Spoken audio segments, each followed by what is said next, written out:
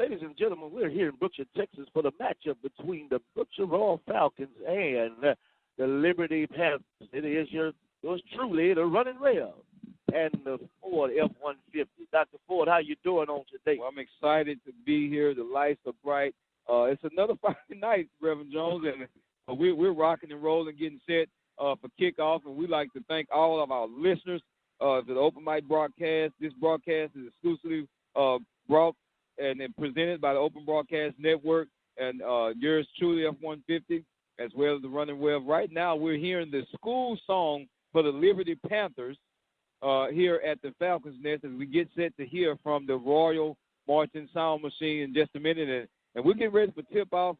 This is another big game for the Royal Falcons, and we're excited about it, Rev. Very much excited, very much excited. The Royal Falcons have been battling all year long. For the last couple of games, they have been struggling offensively. Each week we have seen Coach Robinson come out to make some additional changes in the offense. We do know that Sean Roberts will be starting at quarterback. Corner Ackley suffered a season injury on last Friday night, and we want to wish him well, best wishes. But we're just excited about tonight. The Royal Falcon Band, the Marching Storm. Not Marching Storm, the Marching Sound Machine. Yes. Director of Bands, Mr. Sam Long and Mr. Gary Millers. Right now you're listening to the school alma mater, the school song for the Royal Marching Sound Machine for Royal Falcons. In just a minute, the sound machine, we're getting ready to play the national anthem here, and we'll be getting ready for tip-off with more sports from the Open Mic Broadcast Network. And the following broadcast is brought to you by the Open Mic Broadcast Network, and you can follow Waller County sports all season long right here on www.ktorradio.com.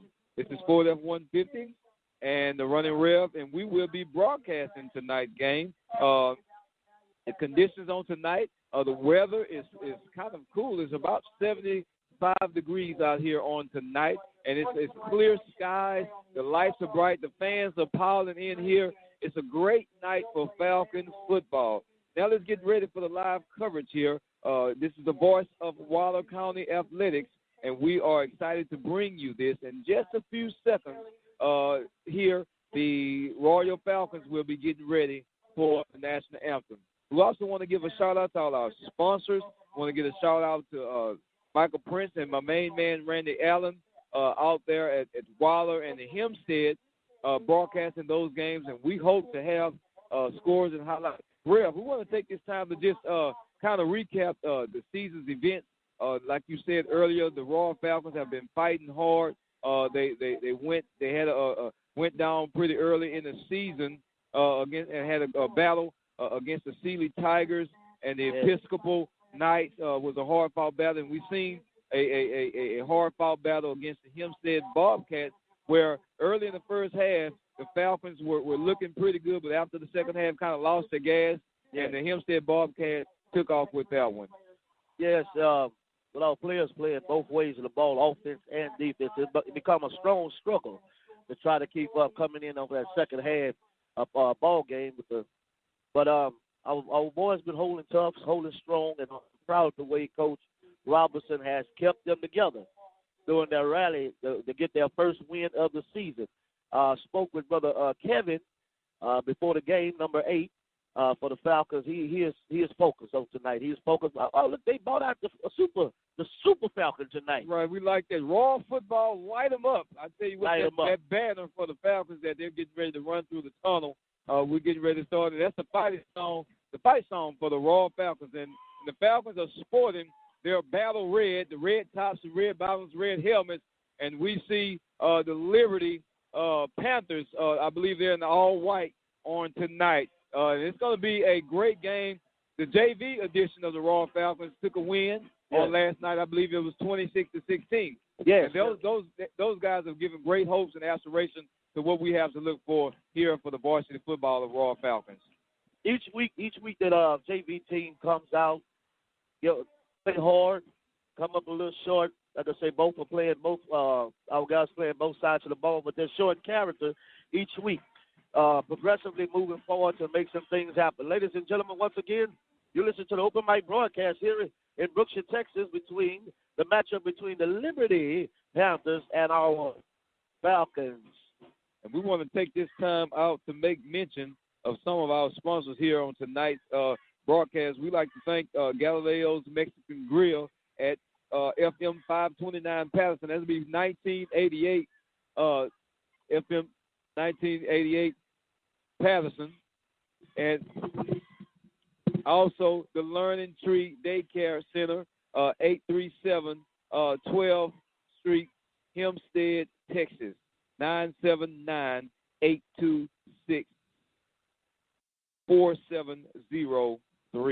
And we'd like to thank everyone for their sponsorship and the things that they're doing for the Waller County Athletics and the Open Mic Broadcast Network. Once again, this is the voice of the Falcons giving you live actions from the Falcons Nest with the Running Rev on tonight. It is the Running Rev, Ford F-150 on tonight here in Brookshire, Texas. Ladies and gentlemen, what I tell you, there is a breeze. There's a breeze. It has to be 71 degrees because anything hotter, I believe I would understand that. But this right here, I'm not understanding because I believe the sun was showing pretty hard earlier today. But we do have the lights are out. It's football weather. It's Friday night, and the lights are on. We are ecstatic and excited about what's taking place here in Brookshire, Texas on tonight. Ladies and gentlemen, please, you'll stay tuned till we have some more excitement coming up to you on this football game on tonight. We're trying to work it out. We're out here on the ledge, the open mic broadcast. We don't have a roster. We're getting one brought to us in just a few seconds. We got a young man. He's going to make a run for us and get us a roster for the Raw Falcons varsity. We got the Liberty Panthers here, all the way from Liberty County, Texas, Liberty, Texas, all the way from the east side. We're excited. We got the Falcons getting ready to take the field, and the Liberty Panthers, they'll have the white tops.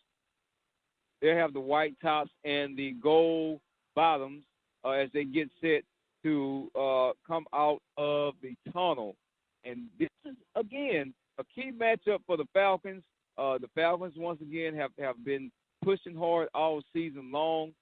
They haven't been successful, but each week we've watched the Falcons' offense grow and get great strides. Standout players such as Sean Roberts, Austin Winters, Kevin Reynolds, C.J. Strauss, Cedric Strauss, or standout, even Devin Martin, standout players for the Falcons, along with defensive standout Chase Pierre. The Fighting Falcons have been pushing hard. They put up 40 points on last week in a nail biter, all the way down to the finish against the Brazos Cougars. I tell you what, it was homecoming 2014 for the Falcons, and this place was packed. This place, it just had the electric atmosphere as any game that you will see in Texas football. And we're here. It's another homestand for the Falcons, and we've been here. This is our third game, and we'll be on the road in Belleville on next week, taking on the Belleville Brahmas, the Royal Falcons. But tonight, we have Liberty, all the way from Liberty, Texas, the Liberty Panthers, and they're out. They just run out the tunnel in their white tops and gold bottoms, sporting the black helmets. And the Falcons, once again, for our listeners, are dressed in the battle red. Red tops, red bottoms, red Royal Falcons helmets. And we'd like to thank all our fans, all our listeners, all our sponsors for listening in and tuning in to tonight's event. And we'd like to give a shout-out to San Bernard Electric Cooperative in the field store office at 2924 4FM 1488. Also, you can listen to tonight's broadcast. Just dial up at 724-444-7444 and follow the prompts. If you want to listen to Waller High School, it's going to be pound 46493. If you want to listen to Royal, it's going to be pound 134280.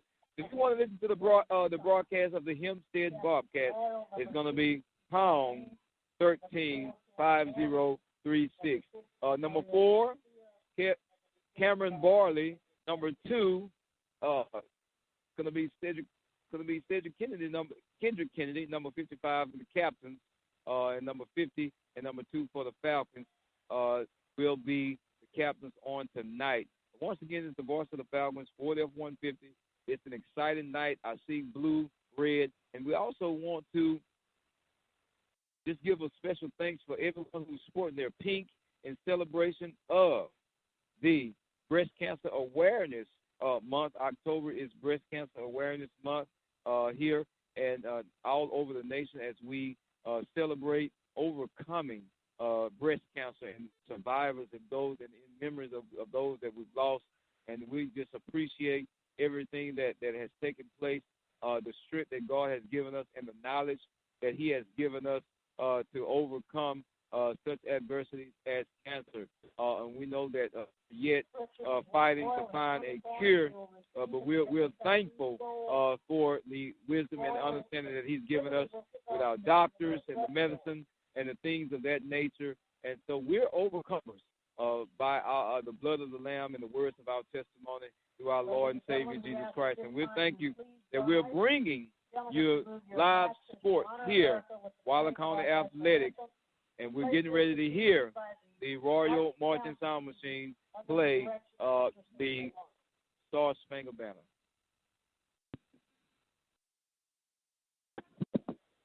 That was the Marching Sound Machine with the national anthem for the Falcons. And the Falcons are getting set for the kickoff here. We're waiting to see which direction we're going to be going in, left to right.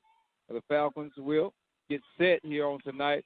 And the crowd is excited. The cheerleaders are out. We're excited about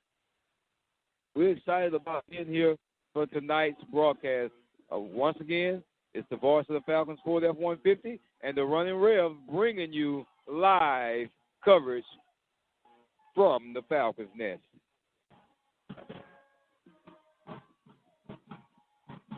The Falcons will be receiving the football. Back deep for the Falcons is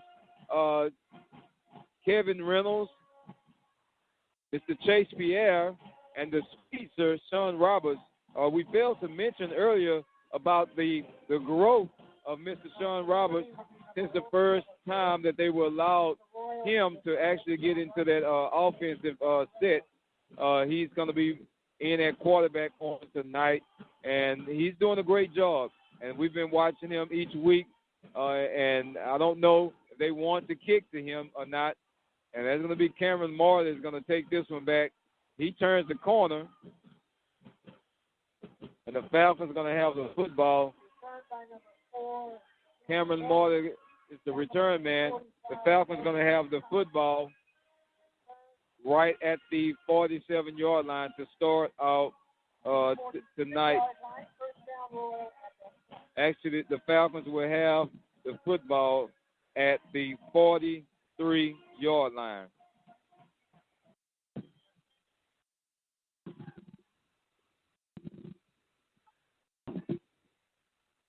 Sean Roberts in shotgun. Number 9 gets the call.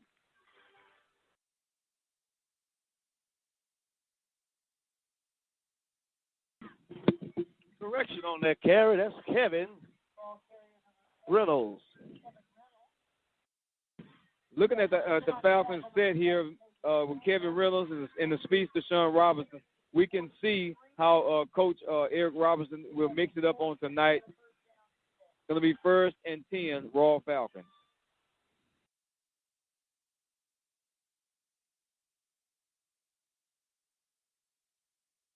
Sean Roberts keeps the ball on the play, the short gain, bringing it up. I think he got back to the line of scrimmage on that play. That Sean Roberts has been producing his last few weeks. We have a player that's down and injured. It's going to be, I believe it's going to be Christian Busby. He's down. He's going to be slow getting up. And then once again, we like to take time out to welcome all our listeners out to the Open Mic Broadcast Network. Tune in if you are a listener to KTORradio.com. If you want to get tonight's live broadcast, you can tune in. If you want to catch Waller County or Waller, the game for Waller, you can follow the prompt at pound. It is pound 4649. Waller is pound 46493. If you want to catch the Royals game, pound 134280, and Hempstead, pound 135036. Taking this time to give our sponsor also a shout out. You can become a sponsor and support Waller County Athletics at KTORradio.com. Just give us a call at 832-213-8824. Well, Rev, we're here again at the Falcons Nest crowd. They're still coming in, and we talked about earlier about that 2014 homecoming blast that we had on last week. How do you feel about that game that we almost, it was a nail biter on last week? Man, we had a very exciting game on last Friday night. John Roberts stepped in to lead us with the quarterback position. Kevin Ronald stepped up. He played receiver, quarterback, and running back. Chase Pierre, one of the senior captains, stepped up as well. Zach Barley stepped up defensively. We had young men stepped up last week. Came up a little short on that 2-point conversion play. It's just exciting just to see the direction that the team is going. To have lost 3 previous games before that one, they could have dropped their head. But they rallied back, and I'm just excited for the morale, the unity that these young men have possessed, and showing it here on the field. We're back to live coverage here. We have the Falcons that was they're going to be 2nd down and 10 on this play. Roberts. He's hit hard, ladies and gentlemen, the line of scrimmage. And Sean Roberts, once again, they have saw a little film on Mr. Roberts, and we're going to just see how Coach Robertson is going to mix this up on tonight. We have number 12. He's in the game for the Falcons, the great receiver in Jonathan Collins. Yes. That man have possessed the show. He has sure hands. He has sure hands. He has showed that throughout this season. We're looking at 3rd and 10 for the Falcons. Son Robert takes it. He rolls out. Pass to Chase Pierre. Pass is complete to Chase Pierre. Talking about Chase Pierre, that was a great rollout pass. One of the things that we mentioned in previous weeks about the Falcons taking those short passes and getting those strides, using the speed. Although it's going to be 4th down and the Falcons are going to be punting, but that was just a good look at what the Falcons can do to gain strides in this nice ball game. Wonderfully designed play. Came up a little short on it, but I believe it is a successful play that we can come back to a little bit later. We're at the punt. Punt formation is out. Look like snap is good. Kick is good. What a high punt. Got a good Falcon roll. Kevin stops it. Cameron Marley, the punter on that play, is going to have a great Falcon roll. And the Falcons are going to be able to put the Liberty Panthers in a tough position. They're going to be deep into their own territory. Yeah. The ball is going to be at the 15-yard line. We're curious to see. Hadn't seen this team before, Rev, and we're curious to see what type of offense they come out with. I tried to do a little research upon them and couldn't really pull nothing up, but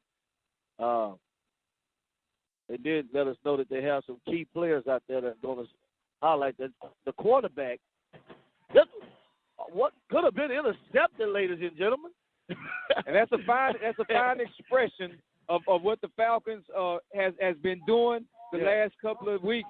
They've been showing that they can actually stop the offense, and that was Chase Pierre, the defensive standout for the Falcons with the near interception. Yes.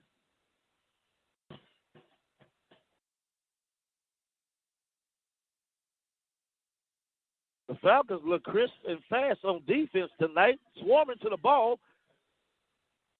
He's running back hard on that play. That's Alex Brown on the carry.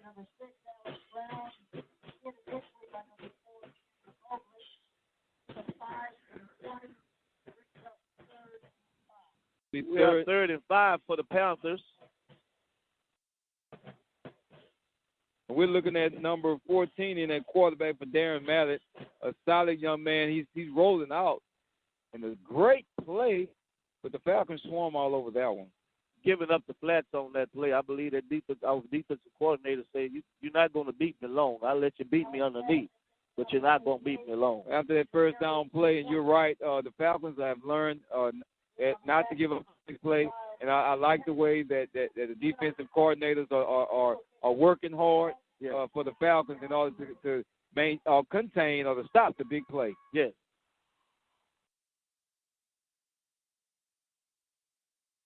Alex again on the carry for the Panthers with a nice pickup.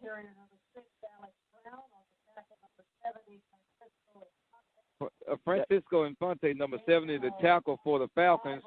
He's a freshman, a great young man. It's going to be 2nd and 5 for the Panthers. When you see the tag team duo, sorry about that, Dr. Ford, the tag team duo between Kennedy and Fonte, it is beautiful.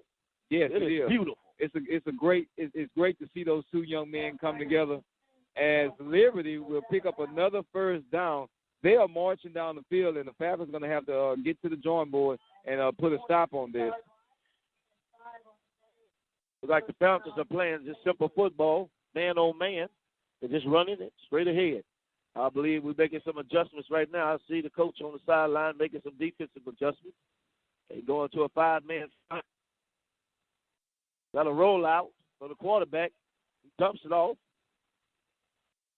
Good little run. Falcons ready to stop that with a short gain on the play. That's going to be a great open field tackle if you see it. I don't know what all the coaches worked on this week, but I'm looking at the Falcons. They're focused. They're staying committed. They're not giving up that big play that we've seen on last week in the Brazos game. Talked to Coach Robinson on yesterday. He was saying one of the main things we want to do is stop the other team from scoring. Yes. Yes. Darren Miller, he gives a short handoff. Running around the corner, look like it's going to be a first down. He's still going. He's up. He's brought down by the host of Falcons. Still a great run on that play. And we see how the Liberty Panthers are starting to get comfortable. Yes. Number 14 of the Panthers, the quarterback, Mallett, he's getting in his rhythm. And he's getting some good dishes off to the wing guys. And so the Falcons are going to have to be careful with their stay home in the flats. And we don't want to see any big plays on tonight as they get ready set for the next. We have an infraction on the field. Looks like it's going to be onside against the Falcons. Going to result in a 5-yard penalty. I don't know about you, Mr. Ford. I believe a breeze then came through here. Yeah, it's nice and cool out here. From what I understand, the temperature is going to drop. We're out here in Brookshire, Texas, and it's not stopping that air coming out there to us. So after that penalty, it's going to be 1st and 5. The ball is going to be moved to the 34-yard line, and they're going to have excellent opportunities to pick up a first down here in Liberty. Oh. Darius Millett, the quarterback for the Panthers, that seemed to be getting into his rhythm on tonight. He's connected a whole lot with his slot receiver. Steps back, dishes off, pass. Looks like it's a first down for the Panthers. That's going to be a great stop by the defender number 6, C.J. Strauss, on that along with Terrence Thomas. So it's good. I got that number mixed up, but I know Cedric Strauss was out there on the defender. Although Liberty picked up the first down, they was able to stop the big play. Yes. Another dish off. Oh, Morley missed a tackle. 2 missed tackles. Looks like it's a score. Panthers get on the board first. 28-yard touchdown run for Liberty. By number 24, J.J. Eric.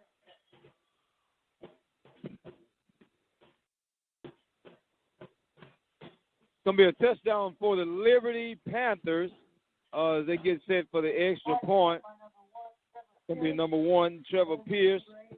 Number 8, Andrew Frigiel will be holding for Liberty. And the kick is up, and it is Really good.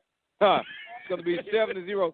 And, Rev, just like that, the Panthers have marched close to about where we were at the 15-yard lines, about 85 yards. Yes. Scoring drive for the Liberty. At 85 yards in 10 plays, the Panthers have marched down the field. Yes. That was they put a strong play together, a strong rally in that possession. Short passes, up the middle runs. I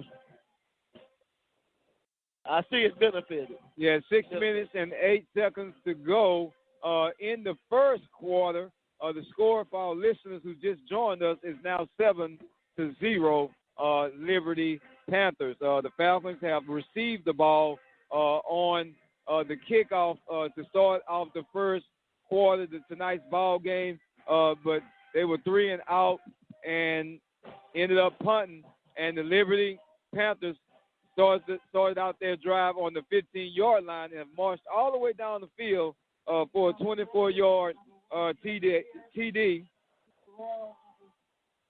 by number 24, J.J. Arrington.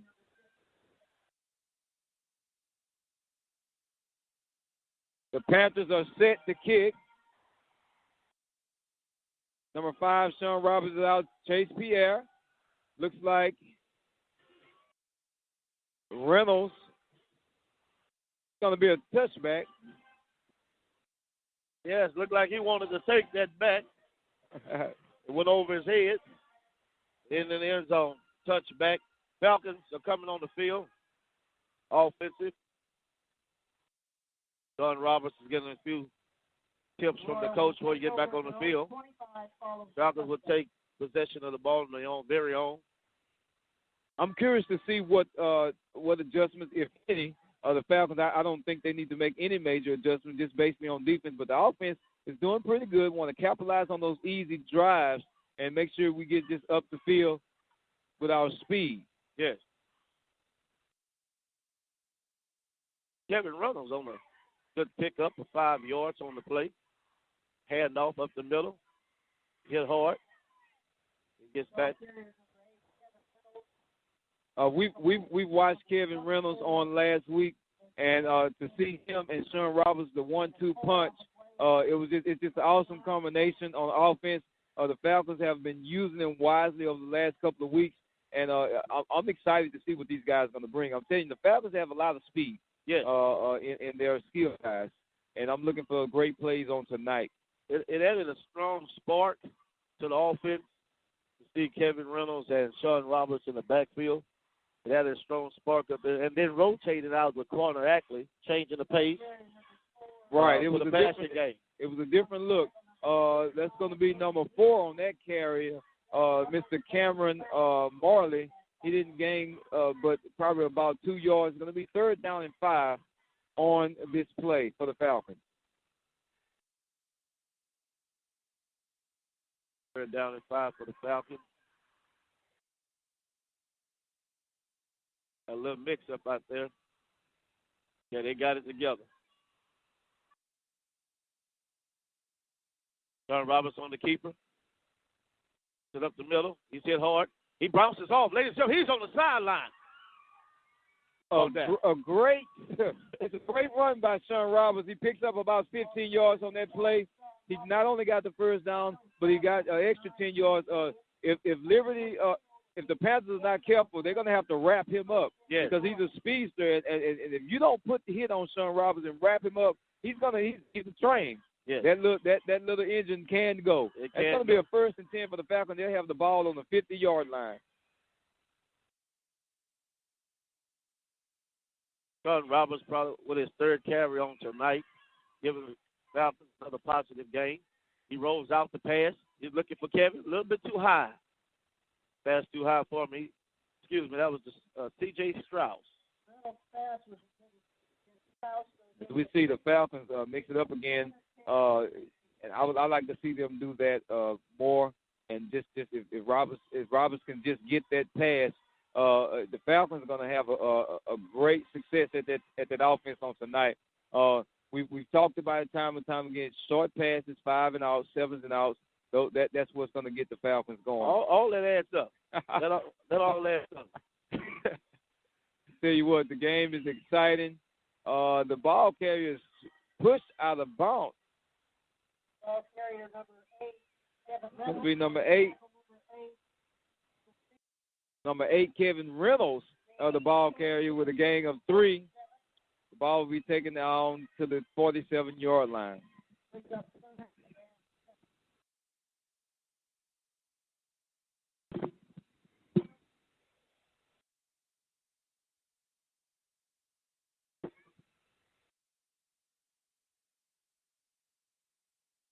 Robertson shotgun.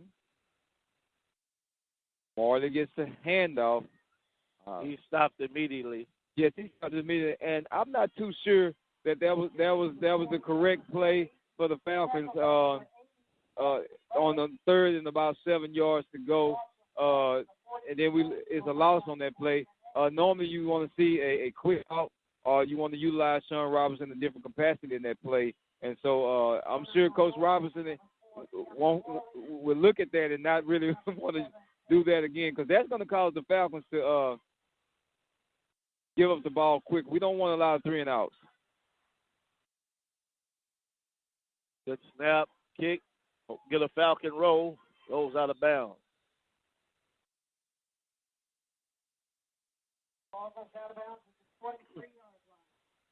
Ladies and gentlemen, once again, here in Brookshire, Texas, on the Open Mic broadcast, this is yours truly, the running rail in the Ford F-150. The matchup on tonight is between the Royal Falcons and the Liberty Panthers.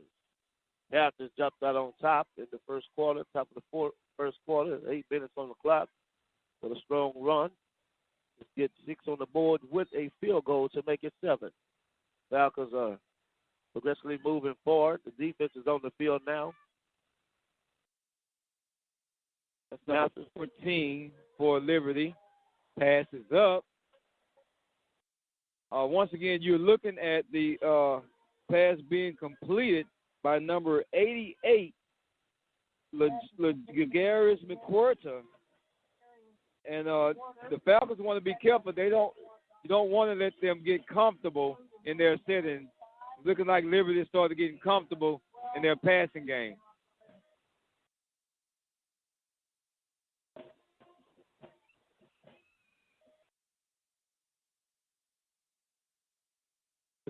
Liberty is doing a lot of short passes. Quarterback under the stress. Dumps it off. Another short pass. That's Zachariah Barley with the tackle for the Falcons. As a short game, once again, by Ligarius of Liberty. I like the aggressiveness of the Falcons. A great open field tackle for the Falcons.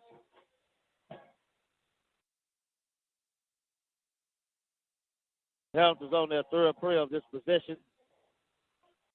Trying to put it together. And he's hit hard. Oh, the keeper. And number 14, me out. Yeah, I tell you, number 14 gets nowhere on that one. Darian Madden, he's rushed out of bounds by a host of Falcons, Chase Pierre and company. That was Mallet on the carry. The quarterback was an option play. He read it just right. At 1 minute and 42 seconds to go in the first quarter. It's going to be 3rd down and about 6 yards. The Falcons are up. They stack. They're showing blitz here. The ball loose. What a bounce. Tell you what, I thought we was watching a basketball game on that one. The ball bounced off the ground and right into the hands of the Panthers. Yeah. And they recovered it and gained the first down on that play. It was almost a big loss for the Panthers, but the Falcons close in.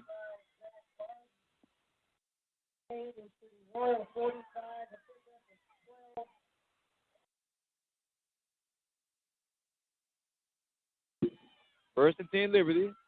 24 gets the toss. Falcons close in. He turns the corner. He stopped by his own man. He ran right into his own man. Ball carrier number 24, J.J. And that's the speedster, the running back for Liberty Panthers, number 24, J.J. Arrington. And so it's another first down for Liberty. Once again, we'd like to thank all our sponsors and our listeners for listening to Open Mic Broadcast Network. We are here live at the Falcons Nest, bringing you live coverage. It's the Ford F-150 and the running Rev, Reverend Jones. 14 in shotgun, back live action. Number 5, the setback. Whistles blow. Going to be a timeout on the field. Liberty.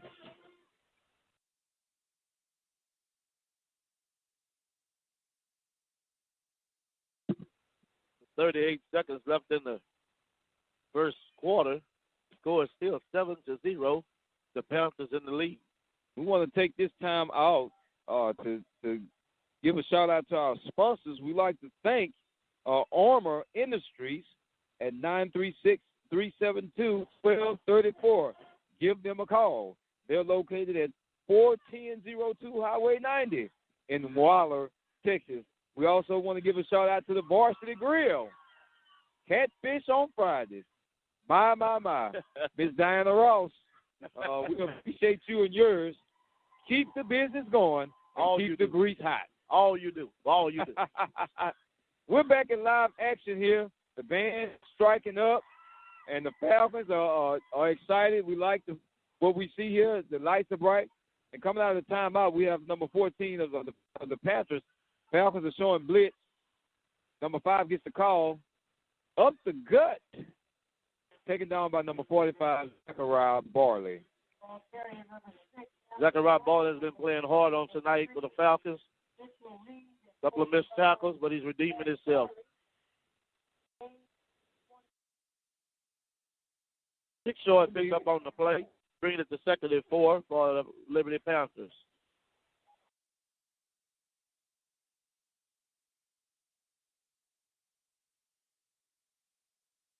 Pass is up. Pass is called. And once again, the Liberty Panthers have found a weakness in the Falcons' defense. And the Falcons are going to have to really secure themselves in the secondary. We've watched the Falcons all season long get hit real hard in the secondary by the big play of the long pass. And so we're going to have to be careful on that. And if the Falcons don't close in that gap and stay home, it's going to be a long night for the Falcons. Yes, the secondary, they play deep. They're giving the underneath routes up. That time right there, I believe it was a crossing route. We just got mixed up on the play. And the kick is good. Number 1, Trevor Pierce, the kickoff. And so that's the end of the first quarter with the Panthers up 14 and Falcons 0. Just giving our listeners an update of some coverage that we have had already. Early in the first quarter, the Falcons had the ball with a 4-and-out in the punt. And as the Liberty took the ball after the punt at their own 15-yard line, and after about 10 plays and 4 first downs, number 24, J.J. Arrington, with the TD for the Panthers. And I tell you what, Rev, the Falcons had showed some strides and put up a couple of more plays in the first quarter, only getting 1 first down. They had to punt, and just like that, the Panthers get the recovery here after the timeout 38 seconds ago in the first quarter with a 9-play, 3 first down drive. They scored. And that brings us at 14-0.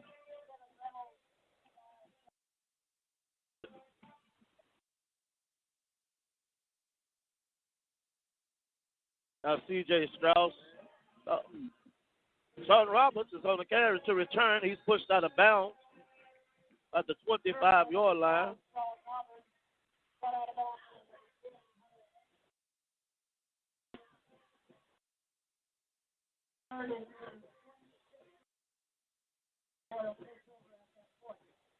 Falcons will have the football at the 26-yard line. The return man, Sean Roberts. And the Falcons are going to have to come out and get some offense going here early in the second quarter. Band is rocking, the stands are rocking, the cheerleaders are rocking. Falcons are on offense. Ball is snapped. Sean Roberts looked like he's going to keep it going around the corner. Fakes out one defender. He's on the sideline. Ooh, he's hit hard, ladies and gentlemen, on the sideline. Let's see if he's up.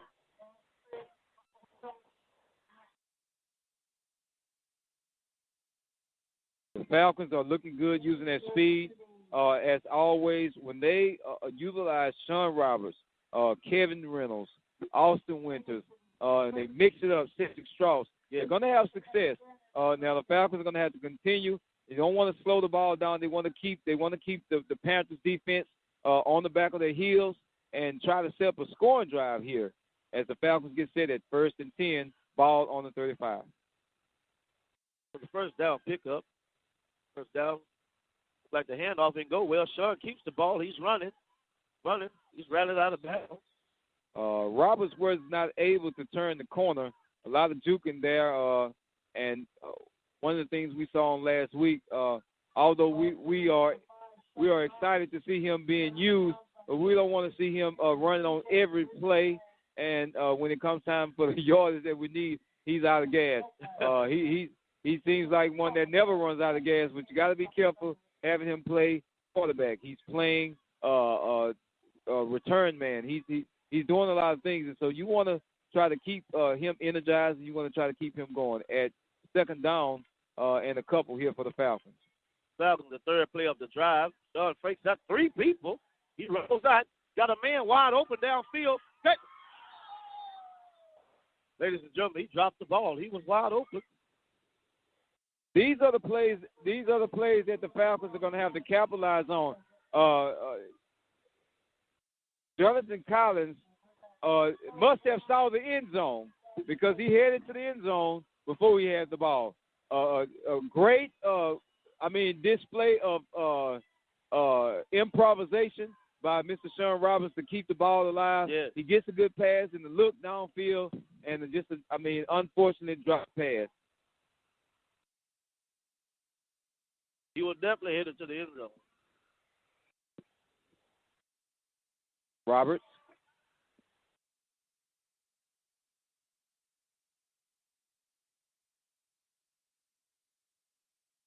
It's going to be a incomplete pass, but we got flags on the play. Let's see who this is going to go against.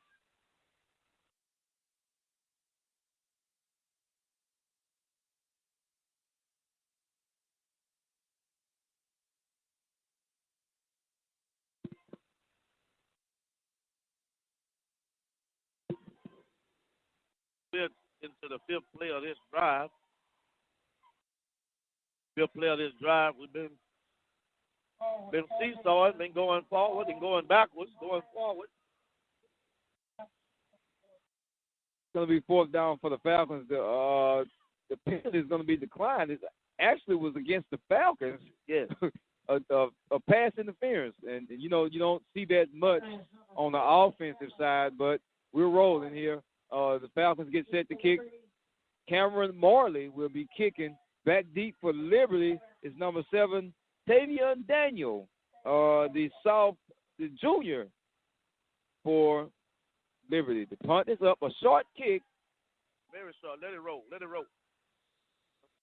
Get too much of a roll. The ball will be spotted. 39-yard line.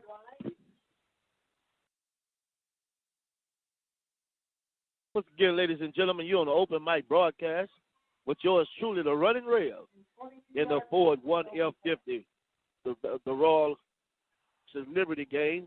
We're 11 minutes and 12 seconds into the second quarter with a score of 14-0, with the Panthers being on top. Panthers have the ball on the Royal 40-yard line.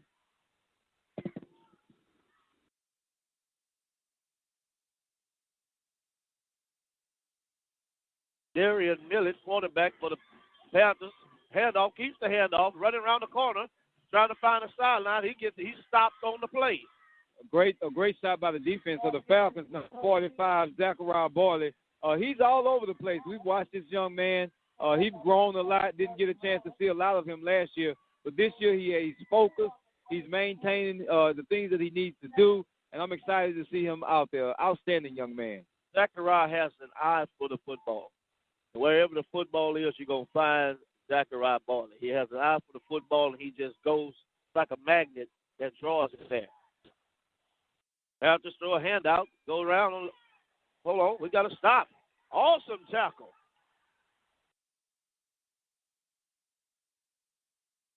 Sebastian Tanner ran him down from the backside. Awesome tackle by number 30, Sebastian Tanner. Sebastian Tanner. 3rd and 4. We got 3rd and 4. 3rd and 4 for the Panthers.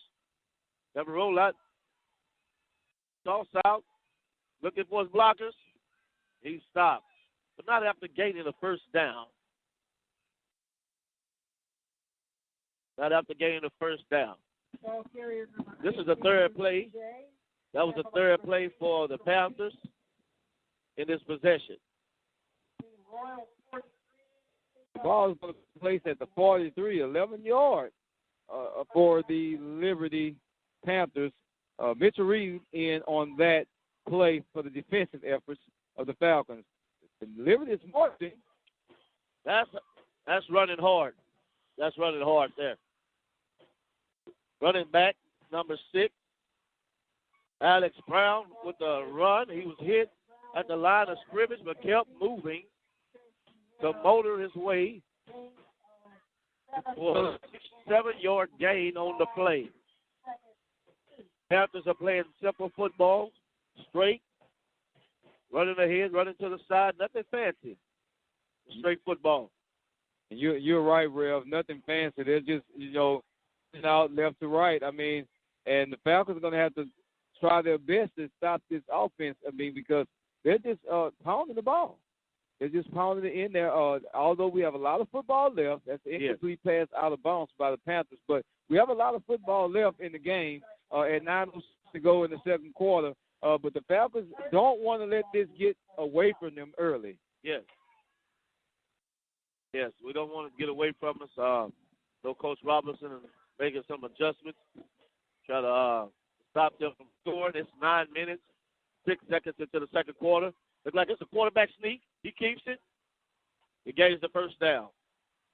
It's going to be a first down gainer for the Panthers. That's number 14, Darian Mallet. He's chalking up the yardage, passing and running.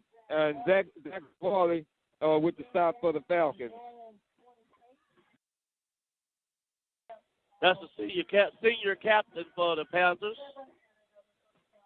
Darian Mallet on the center again for the Panthers. First down. He running, tosses it out. All right. That's number 2.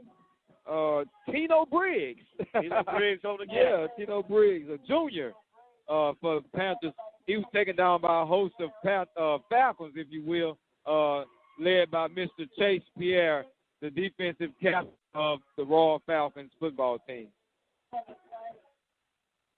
Going to be second down and about 8 yards to go for going to be 2nd and 2 for the Panthers. On the center, he keeps it, trying to do a quarterback sneak. He stops. No gain. No gain. The Falcons defense have shown time and time again that they can play. Yes. And it's just not as consistent as Coach Robinson would like them to be. And so hopefully this is a spark as the crowd gets ready to fire up. Gain of 2 on this play. It's going to be 3rd down 3rd down and 2 for the Panthers. And the Falcons defense is going to have to make a stop. Yes. It look like they're going back. That's it. Oh. We thought it was an interception, ladies and gentlemen, but the pass looked like it's good. That's touchdown for the Panthers. Touchdown. A near busted play for the Falcons. They had the quarterback for a loss. Didn't quite get the tackle that they needed, and just didn't stay home. And the Panthers score again here. It's 20-0 early in the second quarter. The Falcons, there's a lot of football here, and the Falcons are playing hard. We're excited to see the fans. We're excited to see the bands are striking up. I tell you what, the Falcon faithful are here on tonight. Despite of what's going on the field, we're yet encouraged. We're yet excited about what our young men are doing. Yes. Don't want to see the young men hang their heads down. We still have a lot of ball game to go. We have 7 minutes and 28 seconds until the second quarter. We have to see about rallying to stop what the Panthers are doing. Do know that they're just simple passes, nothing long. If they do rise up long, it's pretty much on 3rd down. They'll go deep. Everything else will be short passes. 1st, 2nd down will be the first short passes or quarterback sneak or dive plays. Alex Brown has had a tremendous night on tonight running the football. The slot receiver on the pitch, Tito Briggs, have had an awesome night in passing and reception. For the Panthers. So we have to rest and stop these key players. They are showing tendencies on the downs. And you're talking about showing tendencies. You're talking about showing signs of success.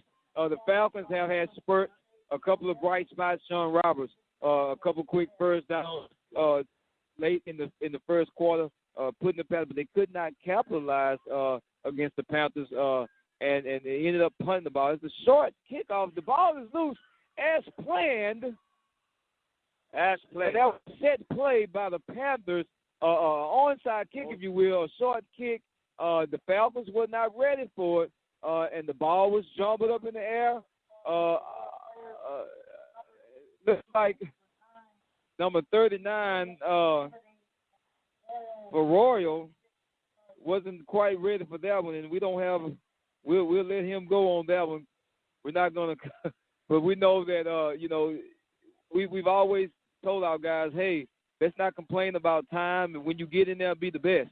And the lights were bright on them on tonight, Real. Yes, lights were bright. Ladies and gentlemen, that was an onside kick for 7 minutes and 25 seconds into the second quarter. I believe Liberty has come down here to make a statement going into halftime. We got to pitch out. They're doing trick plays, and it's intercept. Interception. Ladies and gentlemen. A beautiful defensive effort. You had a little razzle-dazzle on the offensive side. Razzle-dazzle, you're 21-0. But the Falcons were at home. They were at home. And the Panthers felt comfortable in running that play. But one thing about you can't take the Falcons' defense for granted. They have been playing hard, stopping some of the best offenses in their region or in Texas on this year. They played against a couple of tough teams, and the Falcons' defense, you can't sleep on them. No, you can't sleep on them. Wonderful play. Gentlemen stayed at home. But I'm just going to say this for 50. That's 21-0 in the second quarter, and we're seeing 2 trick plays come out the book for the Panthers. They're coming out, and so that's either one or two things. Either they don't respect the Falcons' defense or they're running out of plays. And so we're going to go. That was an incomplete pass on that one for number 88, Jarius McQuarter. And that's a sophomore for the Panthers. And it's going to be 3rd down for the Panthers. You just said running out of plays? All righty then. Well, this looks like a new one. That's a new one. Alex Brown running hard again for the Panthers. That was a new one. He just flicked it out there. He didn't know who to throw it to. This is true. And so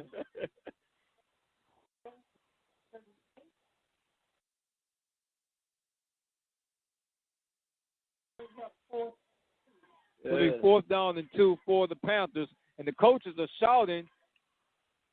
Falcons are set, looking for the stop. Number 6 trying to turn the corner.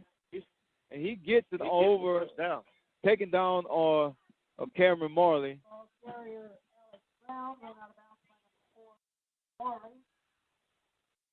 Alex Brown, a sophomore. Ladies and gentlemen, Alex Brown is running on tonight. All he has, he's teaming up with Tino Briggs, tag team duo, for both pounding the ball. Briggs runs he prefers the outside. We're seeing him running left to right on your dial here, and so there's a setup play. Flags fly at 1st and 10. Oh, they making it up as they go. Because it don't look like the quarterback has. I believe he just handed it off to the first man to see what I'm. Well, I tell you what, the Falcons are going to have to stay focused and watch that because you don't want to take for granted because after watching number 14 of the Panthers, Darius Mathew, he will kill you with the arm if you're not careful. And so, and he has some wheels under him, and we watched him gain both on the ground as well as in the air. That penalty is going to be against the Panthers, and they're going to be backed up. It's going to be 2nd down, actually 1st and 15 on that one. All right. Bounce back to pass. Pass could have been intercepted, but good play. Pass incomplete, intended for Justin Arrington.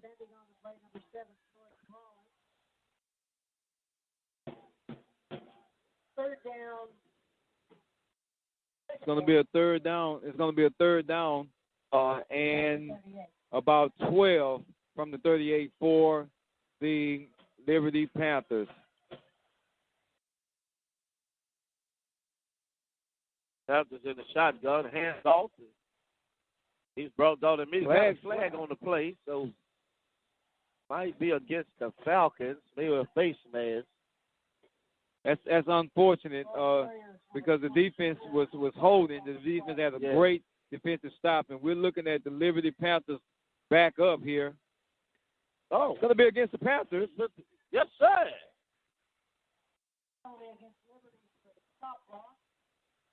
Ladies and gentlemen, that's why I am in the position where I'm at, and that's in the press box, and not on the field. Not on the field. Hey, but I tell you what, the Falcons get a break at 6 minutes and 19 seconds to go in the 2nd quarter, 21-0. Falcons need to capitalize on this. Stay home.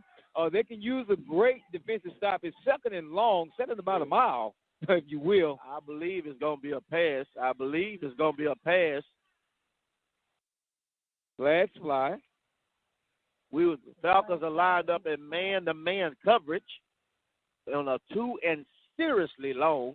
Another penalty against the Panthers, and I don't know about you, Rev. As a Falcon fan, I'll take it any way we can get it. Yes, sir. We were at a 2nd and 35 against the Panthers, but now we should be. I believe that's going to bring it. Might be a 2nd and 37. Well, take that back. 2nd and 40. 2nd and 40. 2nd and 40. Racked up 40 yards in penalties here. 2nd down and 40. Well, we'll take that. Oh, my goodness. They tried to do a razzle dazzle. I don't know why, but they tried it. Bringing another loss for the Panthers. Well, the Panthers were playing it safe. They knew that all the receivers were covered. The secondary, there wasn't going to be too many options to pass it. The safest thing to do in that situation is to get a good run, and give your punt team some room, and get a good punt out. It's going to be 3rd down and a mile here for the Panthers, and let's see how they're going to elect to come out of this one. I like the way the Ford F-150 said it. He said it best, and it was a lovely glimpse of hope. Yes, there was hope. Got to watch that pass, going deep. Got a lot of hands on. Got a flag. That's it. That was a flag. A lot of hands on going on that looked like Kevin Reynolds on that. And just like that, 40 yards. 40 yards.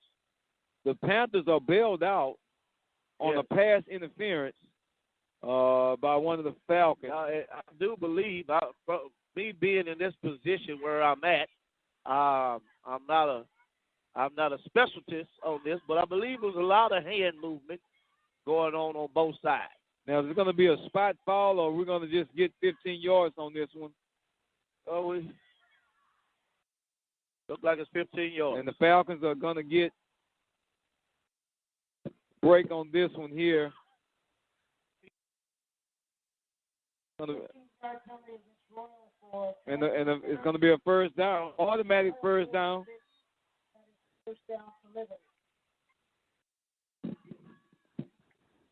Automatic first down. The Falcons are bailed out. It's going to be 1st and 10 Liberty. They're going back to the inside. Pass incomplete, broken up by number 19, Damian Jacobs. Jacobs has been a strong player in the secondary. He is one of those young men that you don't want to sleep on. You don't want to sleep on Jacobs. At 5 minutes and 16 seconds to go in the second quarter, it's going to be the 13th play. Actually, the 14th play coming up after a lot of penalties for the Liberty Panthers, and only 2 first downs out of that one coming off a penalty of the Falcons. Like a screenplay.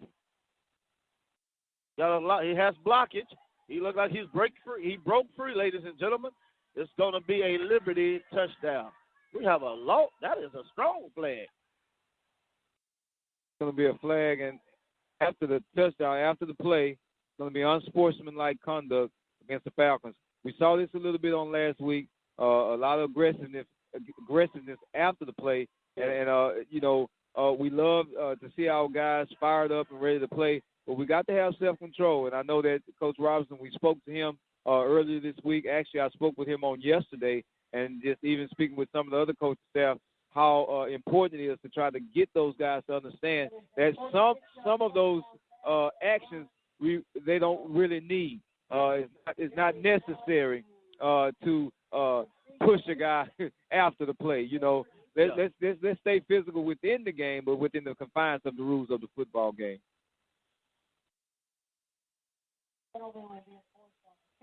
And that penalty will be enforced on the kickoff as Liberty gets set for the extra point.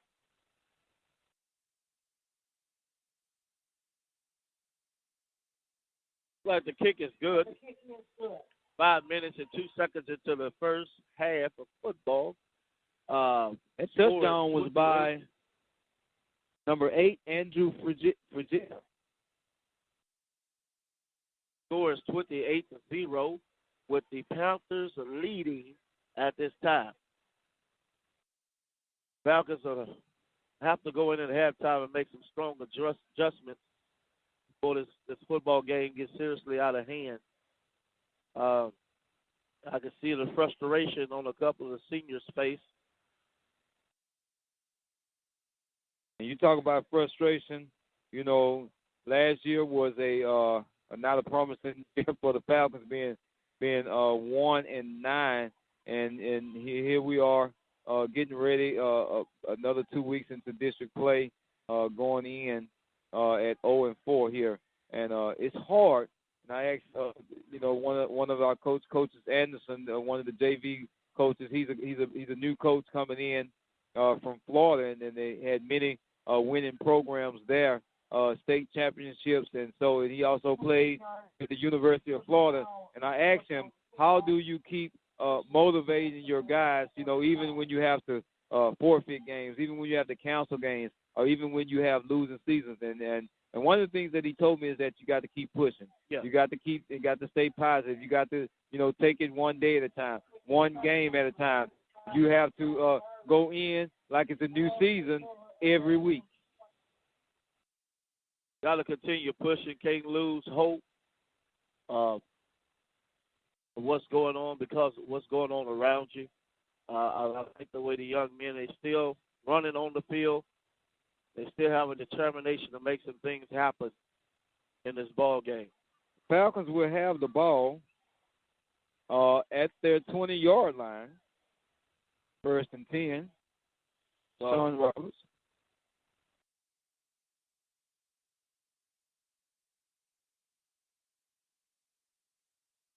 it's imperative that the front line give a good push. Kevin Reynolds was hit immediately in the backfield. And that's what's the penetration on the front line is what's really hurting the Falcons on tonight. I'm sure that coach is going to adjust that once the halftime comes. Look like we've been running in and out, going both sides of the football. Falcons are wearing down at this time. Sean in the shotgun. High snap. Sean rolls out, breaks free. Now blocking down the field. And that's going to bring him nowhere. There was absolutely no one open on that play. And Sean Roberts couldn't quite turn the corner on that. Yeah. Lost on the play to 12, 7,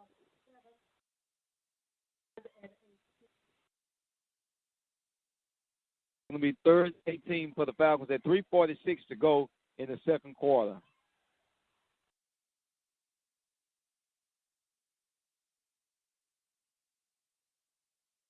Falcons, the clock is running down. It's going to have about 2 seconds whistles blow, and finally the coaches call the timeout, and they recognize that they didn't have many more. They didn't have much time left on that clock here. And once again, we'd like to thank all our listeners for listening to the Open Mic broadcast, and those of you who are just tuning in with us. The time is 3 minutes and 30 seconds to go in the second quarter. Some first quarter stats here. We had the Falcons where they received the ball early in the first quarter. They were 4 and out with the punt, 3 and out, if you will, with the punt. And upon 9 minutes and 53 seconds to go in the first quarter, Liberty took over the football at their own 15. And after about 10 plays and 4 first down, J.J. Ayrton with a 24-yard TD, if you will, or a TD to put Liberty up 7-0. Falcons received the ball again. They were after about 8 plays and 1 first down, and they punt without a conversion. And to give the ball back to Liberty, scoring drive, 8 plays, 3 first down, and a TD the first quarter. High pass. Also, and the Falcons coming at the second quarter at 11 minutes and 43 seconds to go. They started off with their ball after the kickoff of the TD for Liberty at their own 26-yard line. Another after 5 plays and a first down, a punt. Liberty taking over the ball. And after 10 plays and 3 first downs, Liberty scores yet again, 21-0. And now we're here at the end of the second quarter. 3 minutes to go. It's 28-0. And the entire coaching staff of the Falcons are very upset about what just happened. The Falcons, you can't stand around, Coach, and watch the ball. You have to be aware of what's going on in the game. The ball was tipped on the punt, and one of our players sat there and looked at it as it rolled. And that's what the coaching staff was hollering, trying to tell him to get the ball. Putting the Panthers in good field position after that punt. So it was a short punt, but it was tipped at the same time. And so Liberty will take over and have the ball first and 10. Ball right inside the 45-yard line. The Falcons are pursuing. A heads-up play by number 14, Darian Mallett. Pass is incomplete. He gets rid of the ball as the Falcons defense pursues.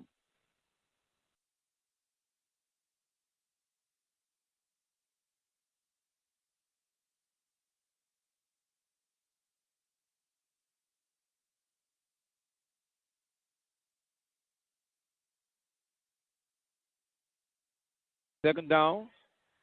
Second and 10 for the Panthers. The second drive, Alex Brown He's hit hard. They have to wrap him up. It's imperative that they wrap him up. He runs extremely hard. Yes, he is a hard runner. On that day, number 6, Alex Brown, a sophomore, and so he has about 2 more years. Yes. I'm seeing him tonight. I feel like I've been knowing him all season long. I like that type of running, what Liberty is doing, and the Falcons are still showing great fire on that defense.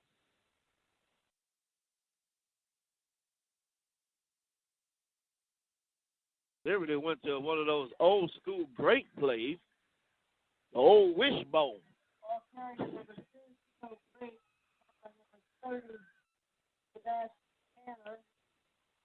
Sebastian Tanner on the stop for the Falcons, number 30. That's about an 8-yard gain.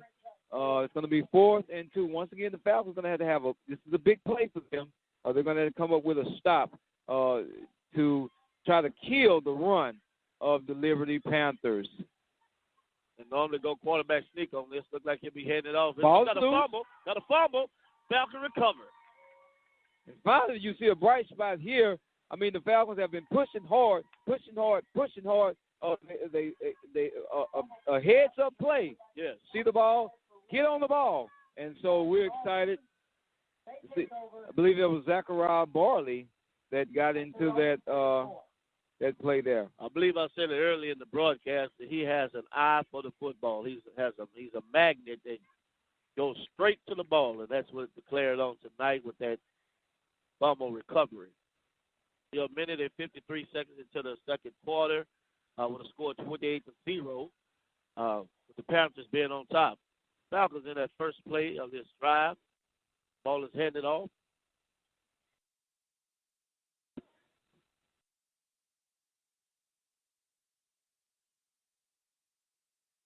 Ball is handed off to Cameron, I believe. Is it Cameron? Yes, that's number 4, Cameron Marley. Sorry about that, ladies. Falcons they're looking like they're going to run this clock down and kind of get back into the locker room and discuss this. And so, once again, we'd like to thank all our listeners for joining us at the Open Mic broadcast. This is the voice of the Falcons for the F-150 and the running rev, Reverend Jones. We are in the house. Pass complete.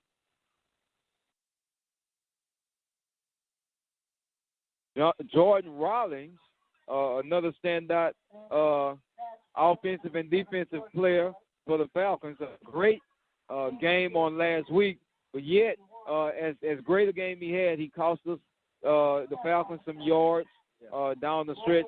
A couple of ill-advised plays, and that was not a good deal for the Falcons.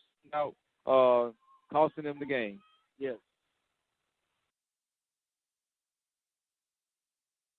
We have a timeout on the field here.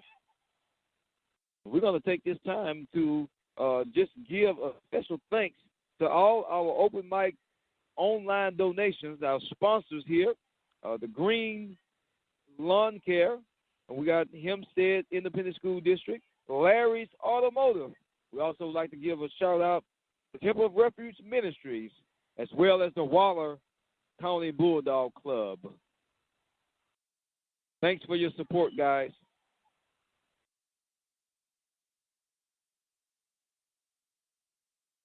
Falcons on their 4th play of this drive with 3rd and 4. Pass is out.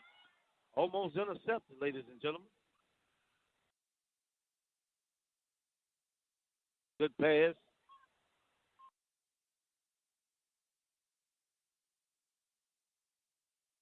Bunt team is coming on the field. It's like it's fourth down with 4 yards to go.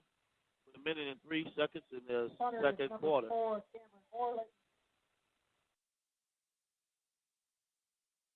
For Liberty, number 7,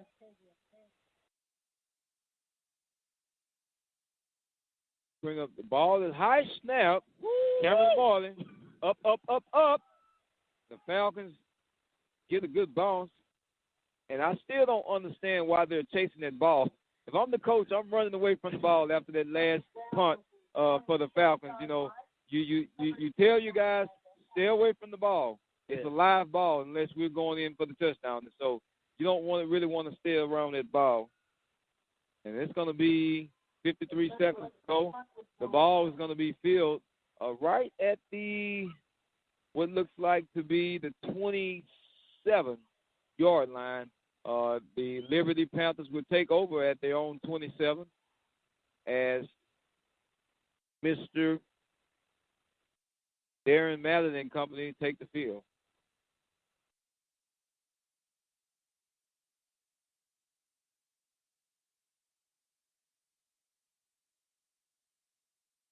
Liberty going in motion for the pitch off. Kevin grabs him. He holds him, breaks free. Got a lot of arm tackling there by the Falcons. They're going to have to wrap up if they want to try to maintain this or control this offense. Yeah. These guys are running loose everywhere. Number 8 and Andrew Frisia, and so the clock is stopped here. Liberty is looking to pass the ball. Pass complete to number 8 once again, Andrew Frisia, the senior, and he's having a field day on tonight, Coach. Yes. We're trying to see what's going on. Liberty stops the clock.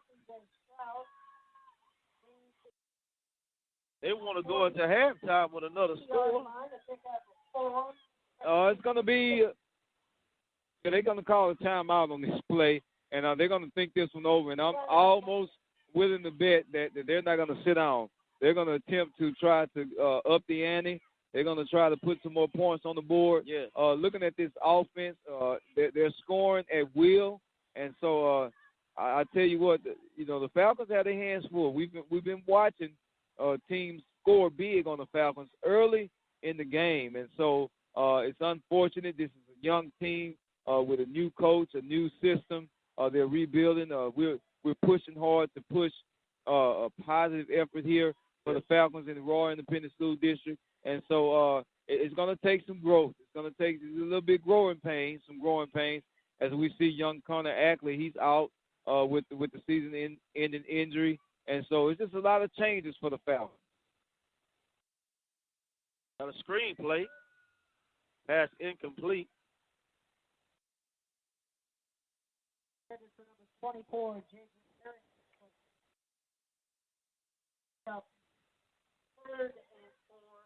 The incomplete pass is going to be 3rd down and about 4 for the Panthers. 23 seconds to go in the first half. And we're getting ready to strike up the bands from Liberty, Texas.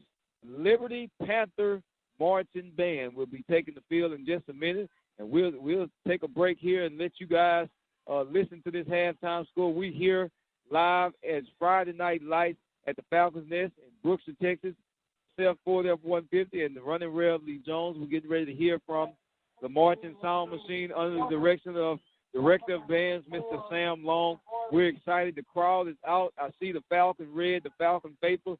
The fans have been marvelous all season long, Rev. They have been coming despite the losing efforts. They have been packing the stands out, even in the visiting games that we've on the road. We've been on the road this week, this year, if you will. And so we've been seeing a lot of good things from our supporters here. I am I'm trying to find, I'm lost for words because I've never seen this type of play calling.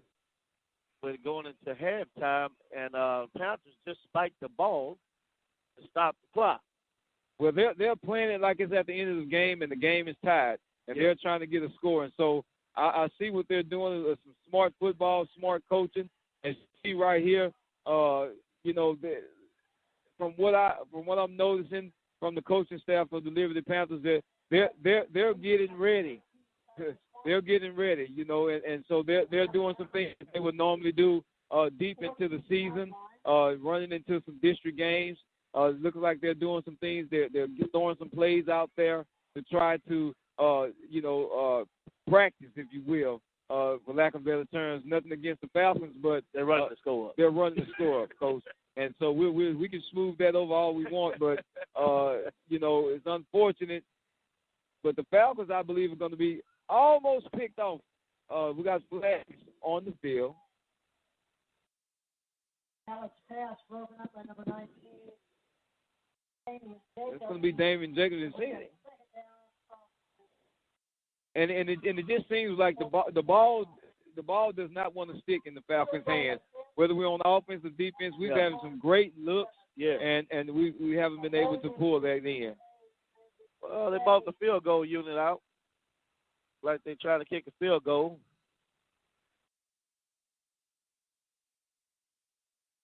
That is a very successful kick. That's probably a 31-yard field goal.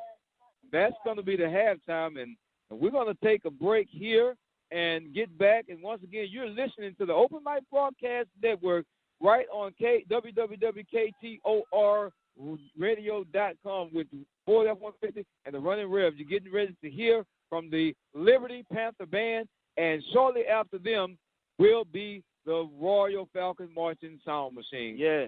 Stay tuned and come back and check with us the second half of Falcons football. The score is 31-0, Liberty, Texas. Ladies and gentlemen, please welcome to the field the 2014-2015 Liberty High School Prancers. The Prancers are under the direction of Julie Delaney. The Prancers will be performing to the song entitled Wake Me Up. Put your hands together for our captain, Christy Warner. Well, folks, we're right here at halftime. This is the voice of the Falcons, Ford F-150. And look who just walked in the house. We got the district coordinator for girls sports here at Royal Independent School District, my main man, Coach Spivey. He's in the house. How's it going, Coach? Fine. How's it going? All right. We're on the Open Mic Broadcast Network for Waller County Athletics. We're glad to have you here. How you enjoying the game on tonight? Well, just staying hard on the downside of the game, but we're in the process of the entire athletic program, and we just want the kids to come out every day, give their best.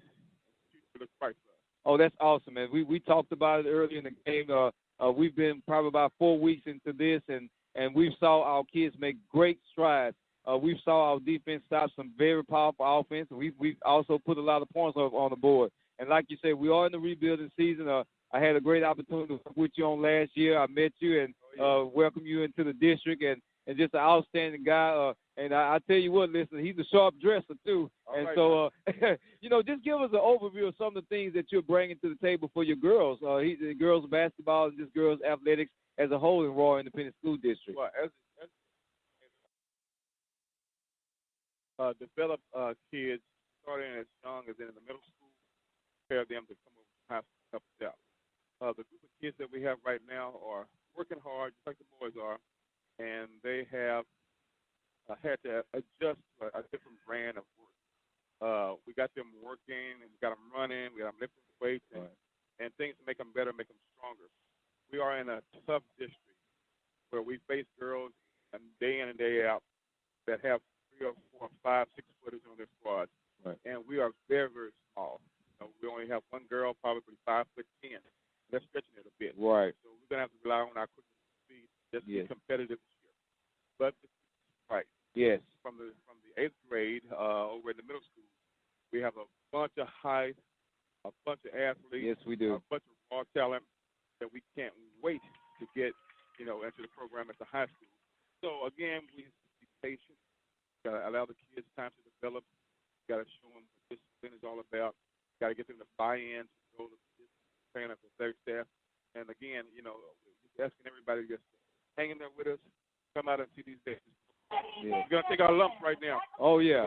The future looks bright. Oh, yeah. You were speaking about the type of district that we're in, and a lot of people don't know being in this, I believe, we Region 3, District 27. And so, it's a very tough district, whether it be football, whether it be baseball, even basketball for that matter, and as far as the girls is concerned, even volleyball. We got a chance to check out some of the volleyball on tonight against the City Tigers, or the Royal Varsity played, and so we're looking at the height difference. And we were talking about even on the football field how that we've been successful using the speed of our athletes. And so one of the things we wanted to do here at Royal is utilize and kind of push our kids, but yet expose their strengths. Right. You know, if we have quickness, if we have speed, things of that nature, we want to push that and use that to our advantage. And so that's a great thing.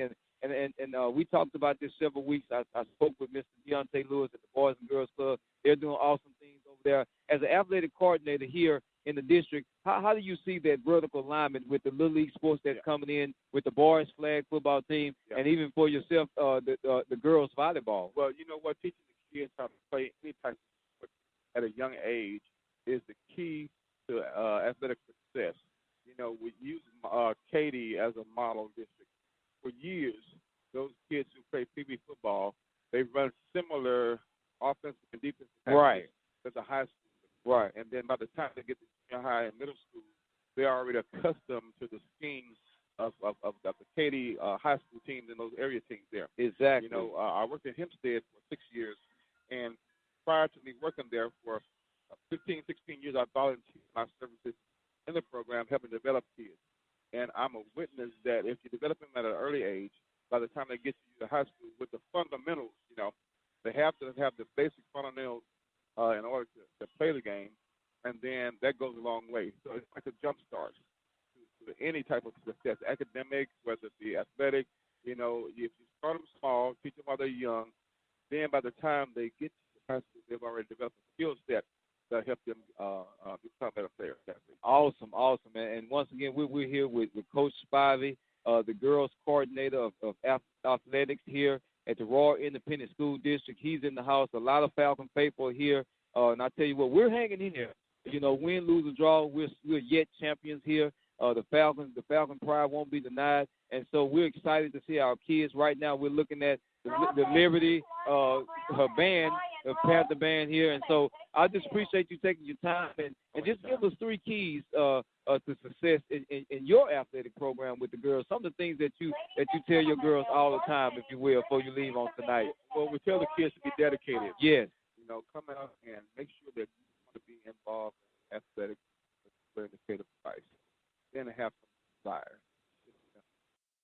That you're willing to pay the price. You know, if you want to be on top, you got to do the thing to get there. Then finally, make sure that you're certain that your heart is in the right place. Right. You know, we don't want you out there telling you got to go play. Right. If you don't have anything else to do. You know, we want kids to be in the athletic program who really love sports. Okay. And if you love the game, you know, then you are able to be coachable. That's true. You know, and so the keys, and wrapping up, the key to success is just wanting to be the best that you can be. That's true. You know, and then a part of that is the coaches, staff, putting the kids in a place to win. You know, we got to be up on our P's and Q's so we can develop the talent we have. Not everybody's going to be blessed with height.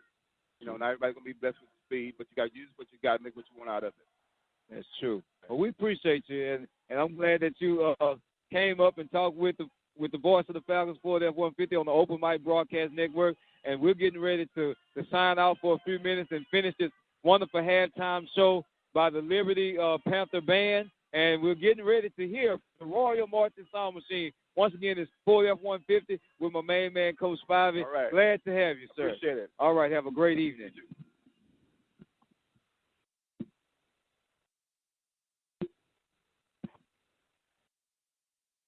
Back on tonight to the second half of play here in Brookshire, Texas, with the Royal Falcons going against the Liberty Panthers.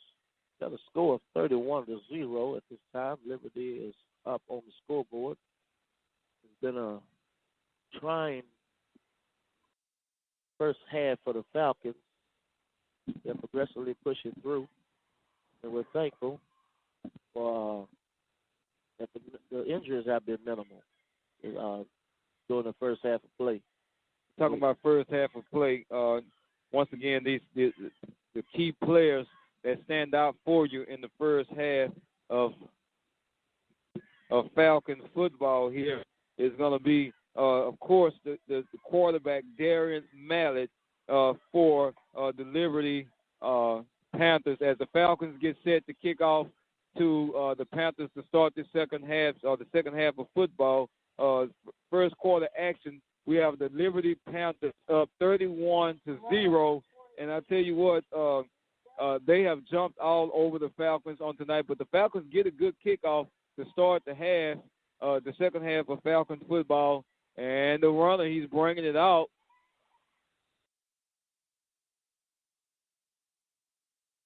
Going to be number 22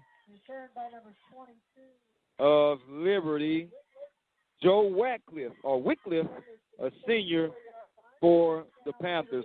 Once again, summing up the first half stats at 11:49 to go in the third quarter for our listeners. The Liberty Panthers jumped out early in the first quarter with a 7-0 lead after a Falcon punt.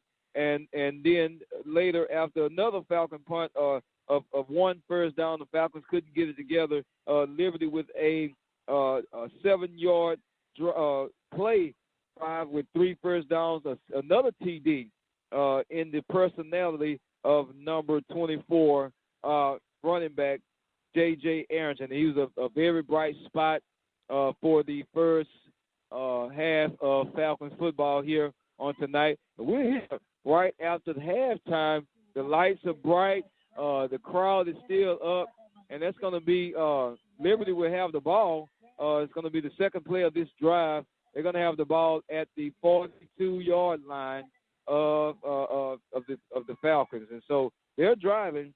And the Liberty took in the second quarter early 21. They jumped out 21 to nothing after another great display of football. The Falcons defense, led by Chase Pierre, had a couple of stops down the stretch, but was not able to stop the running attack of the Liberty Panthers. The time of possession for the Panthers was about almost over 5 minutes or so before they had another scoring drive against the Falcons, bringing the score of 28-0.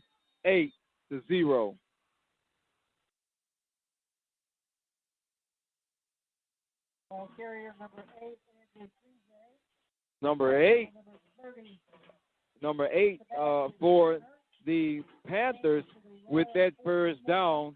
It's going to be brought out to the 44-yard line. Sebastian Tanner, the defender on that play. Once again, the Panthers are driving. The Falcons have to warm up on this one and get the ball. The pitch is off to number 2. A great stop by number 11 of the Falcons. He just came out of nowhere, Austin Winters. Now, he's been quiet for the first half. It's number 11, Austin Winters, on that play. He's going to bring up a second down. There's no gain on that play. 2nd and 11, actually a 1-yard loss. And I tell you what, we're sitting here, the temperature's dropping, Rev. Woo! I feel that breeze coming. Woo! Zip it up, wrap it up, whatever you have to do. The night air is out. I don't know, I'm out here, I didn't check in with my wife to bring the big coat, but we got to do something. Chilly winds are blowing down. I don't know. It feels like hot cocoa weather out here, but there's a flag on that play. Yes, it does. It's chilly. Collins on the tackle. Just dead. I see what I would have to go do a little research. It appears that the Liberty Panthers are going against West Orange Star. I tell you what, this week. I tell you what, in the old teams of the Falcons back in the days, we'll say back in the days of the late 2000, around about 2011, 2010, we used to battle West Orange Star. Yeah. We went down and I tell you, we beat them in their home stadium, and then we took them out of the playoffs. But we were 2-1 against them, and I tell you that was when the Falcons had the team members Brandon Williams and Jacobs, Shane Alexander, guys like that. And so I tell you what, playing a team of West Orange Star's caliber, you have to have a high-powered offense and a quick defense that's able to stop the run. And looking at Liberty, they're right there in the run to be a great team. And so I tell you what, they're marching and getting ready to score at 9:54 to go in the third quarter. It's early, but they're moving the ball on the Falcons. It's going to be backed up after that play. 10-yard penalty against Liberty.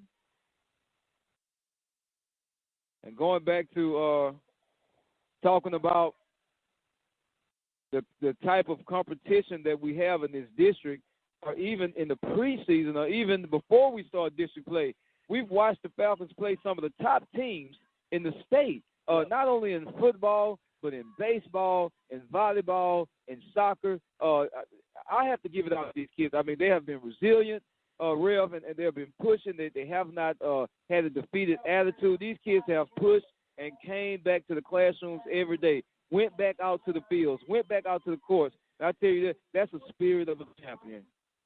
Determination. With that Falcon pride won't be denied. Won't be denied. And they continue to rally. Volleyball team is rallying as well. Seems like the Falcons are doing all they can to put it together to make some things happen. I do believe that there's a strong push to get some more athletes out of the hallway. That's true. Into the field and on the court as well. And you out of the court system into the basketball court, the volleyball court. This is true. And you're speaking about a push to get athletes standing up and listening to some of the things that the coaching staff are bringing to the table. Got a chance to talk to the girls coordinator of Royal Independent School District in the personality of Mark Spivey, Coach Spivey. We talked to him at halftime, and he was talking about some of the things that Coach Anderson or Coach Robinson, the new athletic director, is bringing to the table. I understand, and I found out that the whole coaching staff had to handwrite letters to all the athletes personally. Really? Yes, and I thought that was very heartfelt. I thought that was very intimate. I thought that was he requested that they didn't Microsoft Word. They didn't type it. Wow. They had to hand it, and that's going back to the old way of doing things, to let a person know that you truly care, that you took time out to write a letter to them. That says a lot about what we're doing here at Royal. I found out that when we push more positive things, you can get positive results, such as what we're seeing on tonight with the Falcons defense. As they stopped that high-powered offense of the Liberty Panthers. Flag on the play, but the field goal that they attempted was about a 41-yard field. It's no good, and we'll see what this penalty marker says. The Falcons, after about 6 plays, have stopped that high-powered offense of the Liberty Panthers. And for our listeners, we would like to thank you for joining us at www.ktroradio.com. Waller County Athletics. You can catch us all season long right here on that. And if you want to chime in on tonight, just follow the prompts at 724-444-7444. Waller County Athletics, 46493. Royal Athletics, pound 134280. And Hempstead, pound 135036. You can catch us on the dial. Ford F-150, and my main man, Rev. He's in the house. Yes, sir. This time, the Panthers get another opportunity after the penalty, and they kick this one, and it's good. And that's a correction on that field goal. It's going to be a 26. Ladies and gentlemen, we had a little technical difficulty there. I don't know what happened. Hey, things do happen. We're back live at 7:54. There's a pause in the game. We've got some discussion on the field. Kevin, I believe that was Kevin Reynolds, the return man, after that kickoff after the score. The score is 34 Liberty Panthers 0. We're live here in Brookshire, Texas at the Falcons. It's the home of the Raw Falcons, bringing you live coverage, the open mic broadcast. Yours truly, Ford F-150, along with the running rail. We're hyped up, sitting up top of the Falcons' nest. The wind is blowing. It's kind of chilly out here, but we're excited to see the Falcons persevere through these stretches of loss in the column and have yet to get a win in the column. But we were just talking earlier about the perseverance. We were talking earlier about the motivation that these guys are putting up against all odds. It's going to be 1st and 10 Falcons. Sean Roberts. Strong run by Sean Roberts. Like Roberts has had a slow night in carrying the ball tonight. This is true. They have had him very much contained all of this ball game, but he's still pushing him to try to break free. He's getting some good looks, but they have had enough film. We didn't see much of him last year, and so teams couldn't really study him. But over the past few weeks, they've had enough time to study this young man and realize that he's a weapon for the Royal Falcons. Sean Roberts on the carry again for another quarterback rollout. Looks like he gained a first down on the play. I don't know, Coach Ford. It just seems like the guys are still trying to push through, even though the score is what it is. We were in this position about 3 or 4 weeks ago against Episcopal. As you know, we was down late in the game, and we put up a good scoring drive.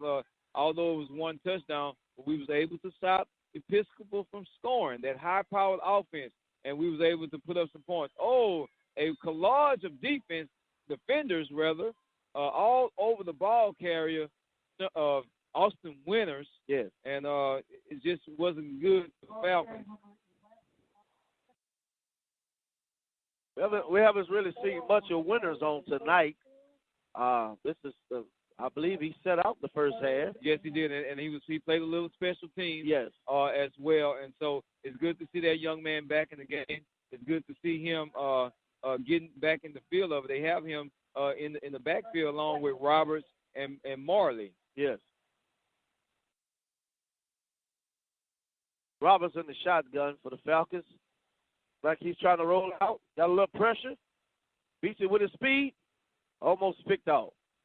The incomplete pass, the pass is intended to Cameron Marley, and so looks like a 10-yard, close to a 7-yard pass, and so the Falcons going to have to probably do a little bit give-and-go situation, a little bit, mix it up a little bit to try to get some positive yardage here. And, I mean, as you were saying earlier, Falcons going up against a quality program such as Liberty. And even just doing the research on them, we find out that those guys are in the hunt each year.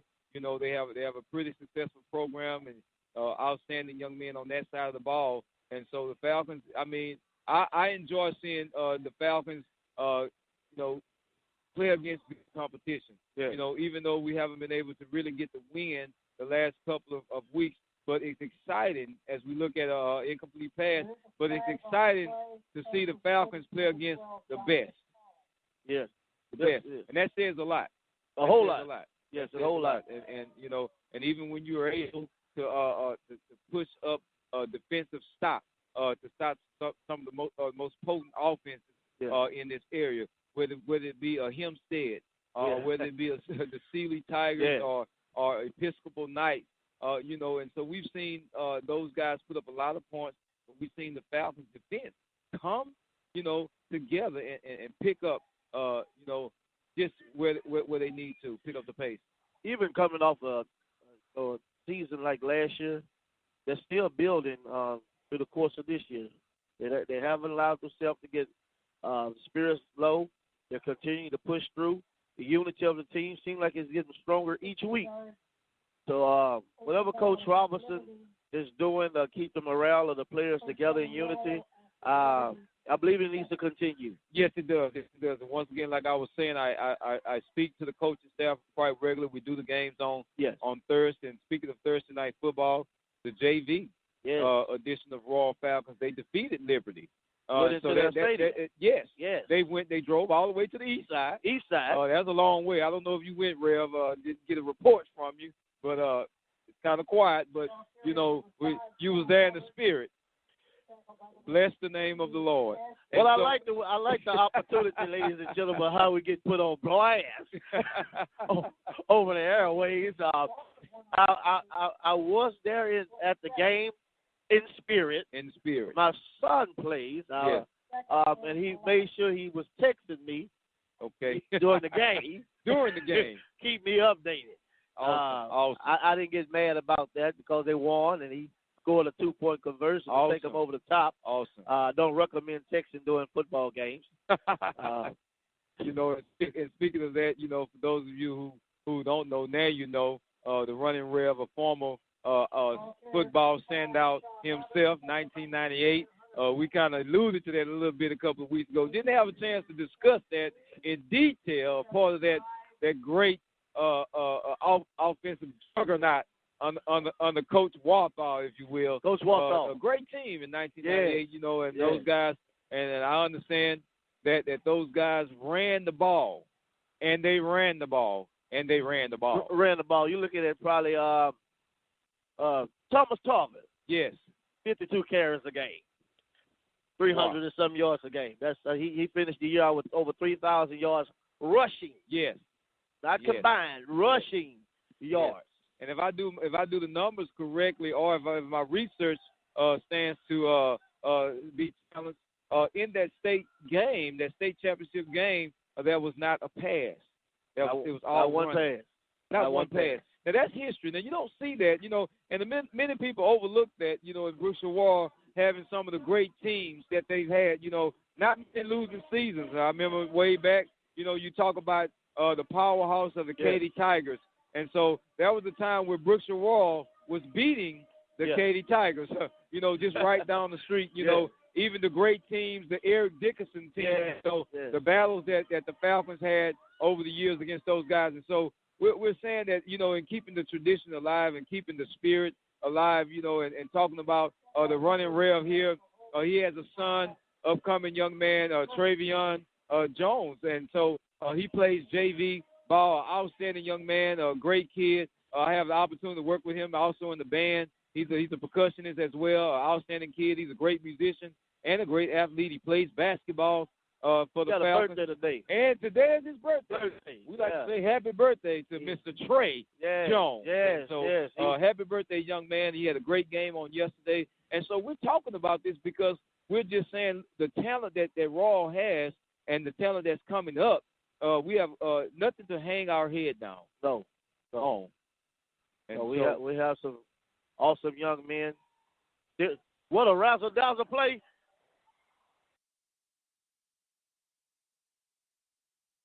And as we look here, the Falcons pulled a little trick out of the book, and they pulled that one. Yeah, and interception by the Liberty Panthers. And so goes this game on tonight.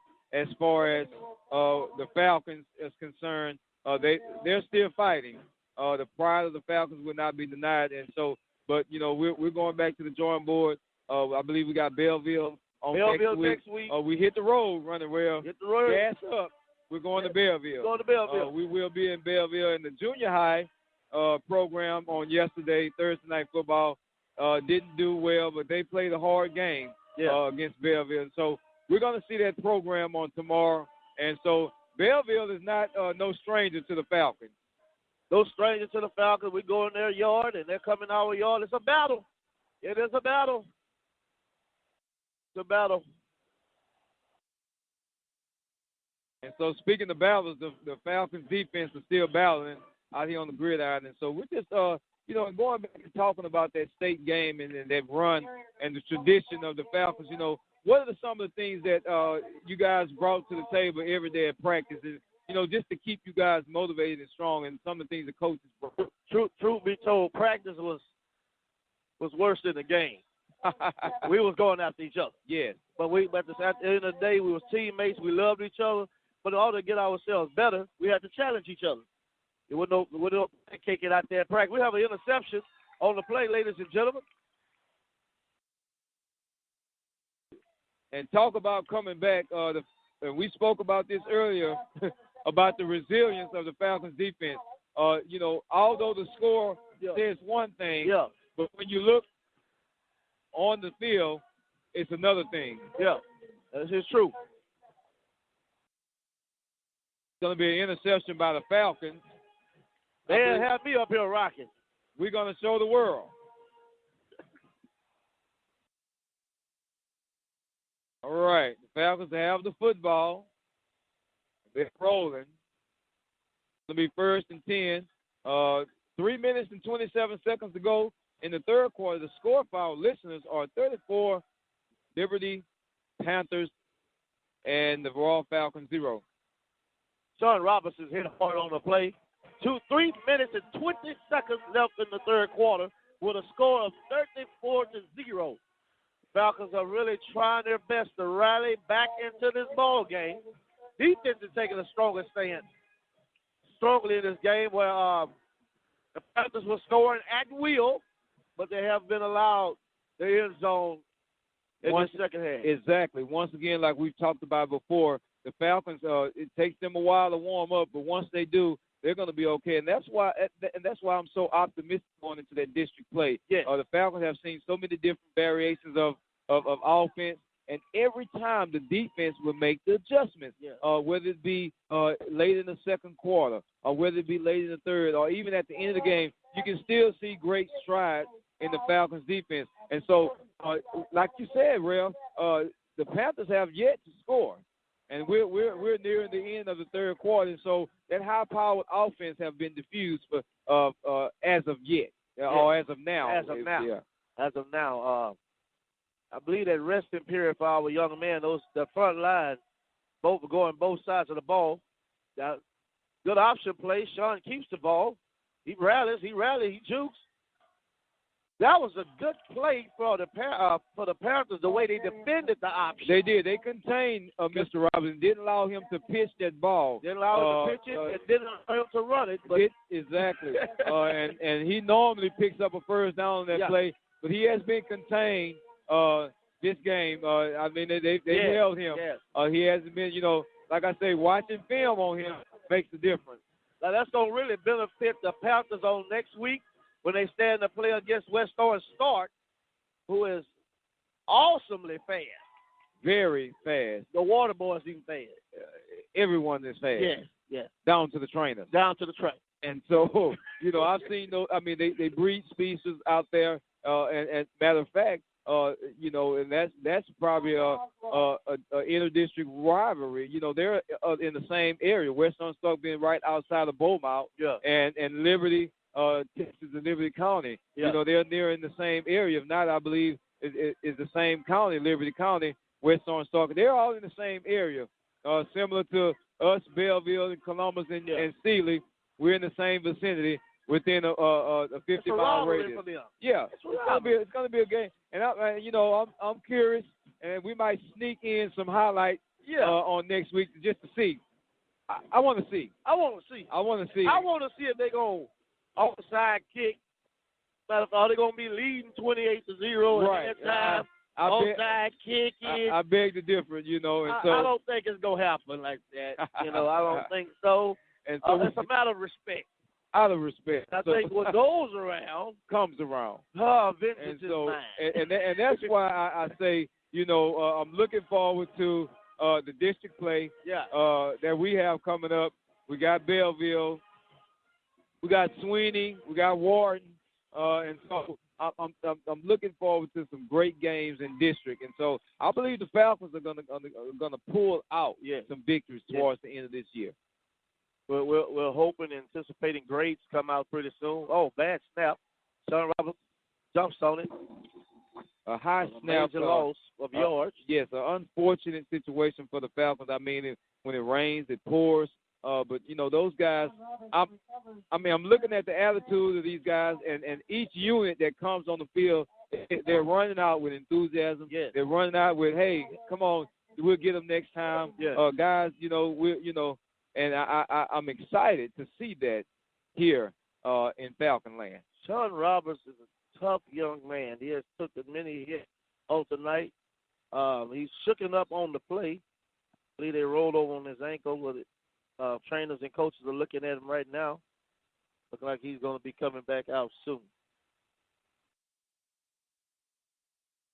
West Orange has the ball. The pile up.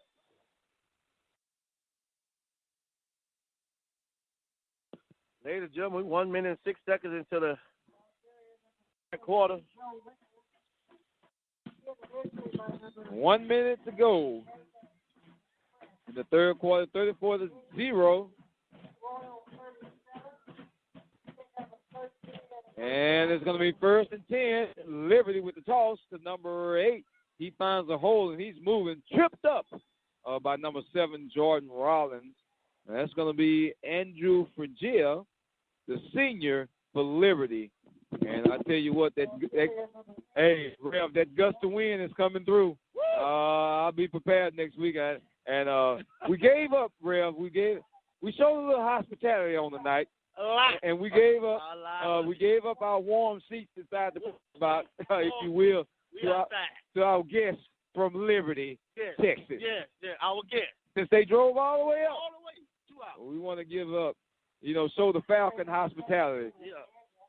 All the way east, we want to show how we do it on the west. It took a lot. It took a lot. But it's the God within us. Yes, that's it. Yes, and so we're excited. We're just amongst the fans. We're glad to be here. I'm telling you, the ambiance is here. It's Friday night football.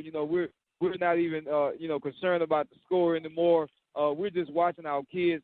They're playing their hearts out. Damian Jacobs, he's in on a tackle. They're just moving, and the band is grooving. And I'm sitting here with my man, Reverend, the running Rev, Lee Nelson Jones. That's me, y'all. That's me.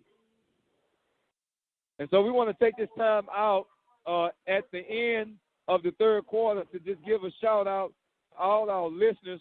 Once again, this is Open Mic Broadcast, and you can catch us all season long, Waller County Athletics on www.ktorradio.com.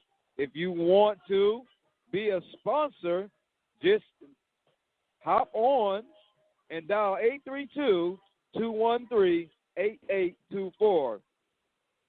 Also, you can follow us on Facebook at Open Mic Broadcast Network. Follow us on Instagram at OBN-Radio and Twitter at OBN_radio. All right. And we got Waller County, pound 46493. Royal, pound 134280. And Hempstead Bobcats at pound 135036. Strike up the band.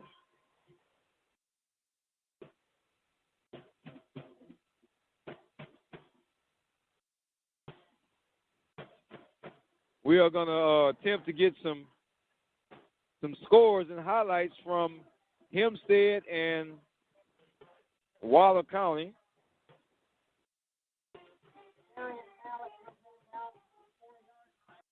Check in with my main man, Michael Prince, and see what he got to offer.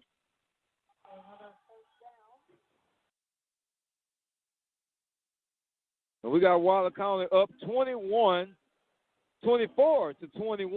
in the fourth quarter.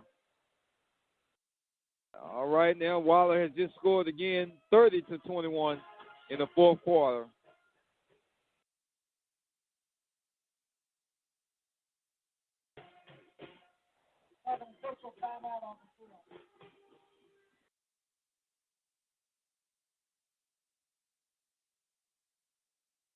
Strike up the band, folks. The marching sound machine is in the house. We're at 11:53 to go in the fourth quarter, and I tell you what, we have kind of turned the tables here a little bit, and we like to appreciate our listeners. We like to thank Galileo's Mexican Grill for all their support, and we like to thank all our listeners and sponsors from the Learning Tree Daycare Center. Give a shout out to you guys. Hempstead, Texas, 979-826-4703. If you're having some trouble with your tree, or if you just want somebody to take care of your child, talk it up to the Learning Tree Daycare Center and give them a call, and they will get with you and meet your every need. Also, we like to give a shout out to Larry's Automotive, the Temple of Refuge Ministries, and the Waller County Bulldogs. Great job, guys. Thanks for your support. We appreciate you. It's the voice of the Falcons Ford F-150 live here at the Falcons Nest, Waller County Athletics, along with the running rail, Lee Jones. He's in the house. In the house, ladies and gentlemen. It's cold out here. Yeah, the temperature is dropping. Yeah. And it makes it even a colder game when you're looking at this potent offense here. Liberty. Yet another score for the Falcons. Actually, a score against the Falcons. Let me touchdown Liberty Panthers. Going into next week, we're looking at Belleville. Yeah. What do you think some of the adjustments that the coach is going to have to come up with? We see the defense has to stop. We talked about that in the first half. We talked about that in the first quarter. One of the things that Coach Robinson said that he needed to do, although we can score, we have to be able to stop the opposing team. We have to. It's imperative that defense come and find out a way, because you already know Belleville is a pounding team. High formation. They spread it out a little bit.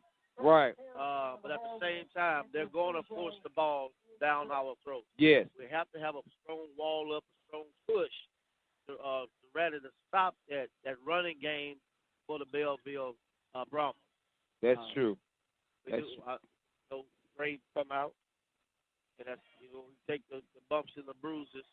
Yeah. Come to that, but I'm anticipating that the students, athletes, are doing tremendously well in the classroom. I'm looking and during the second half, I see some injuries are piling up. Right. Yeah, and that's one of the things that has plagued the Falcons in the past is the injury report. Yeah. Not only are we in a rebuilding stage and we're trying to motivate kids to come out and participate in Royal Athletics, but we because of the numbers, we really can't afford a lot of injuries.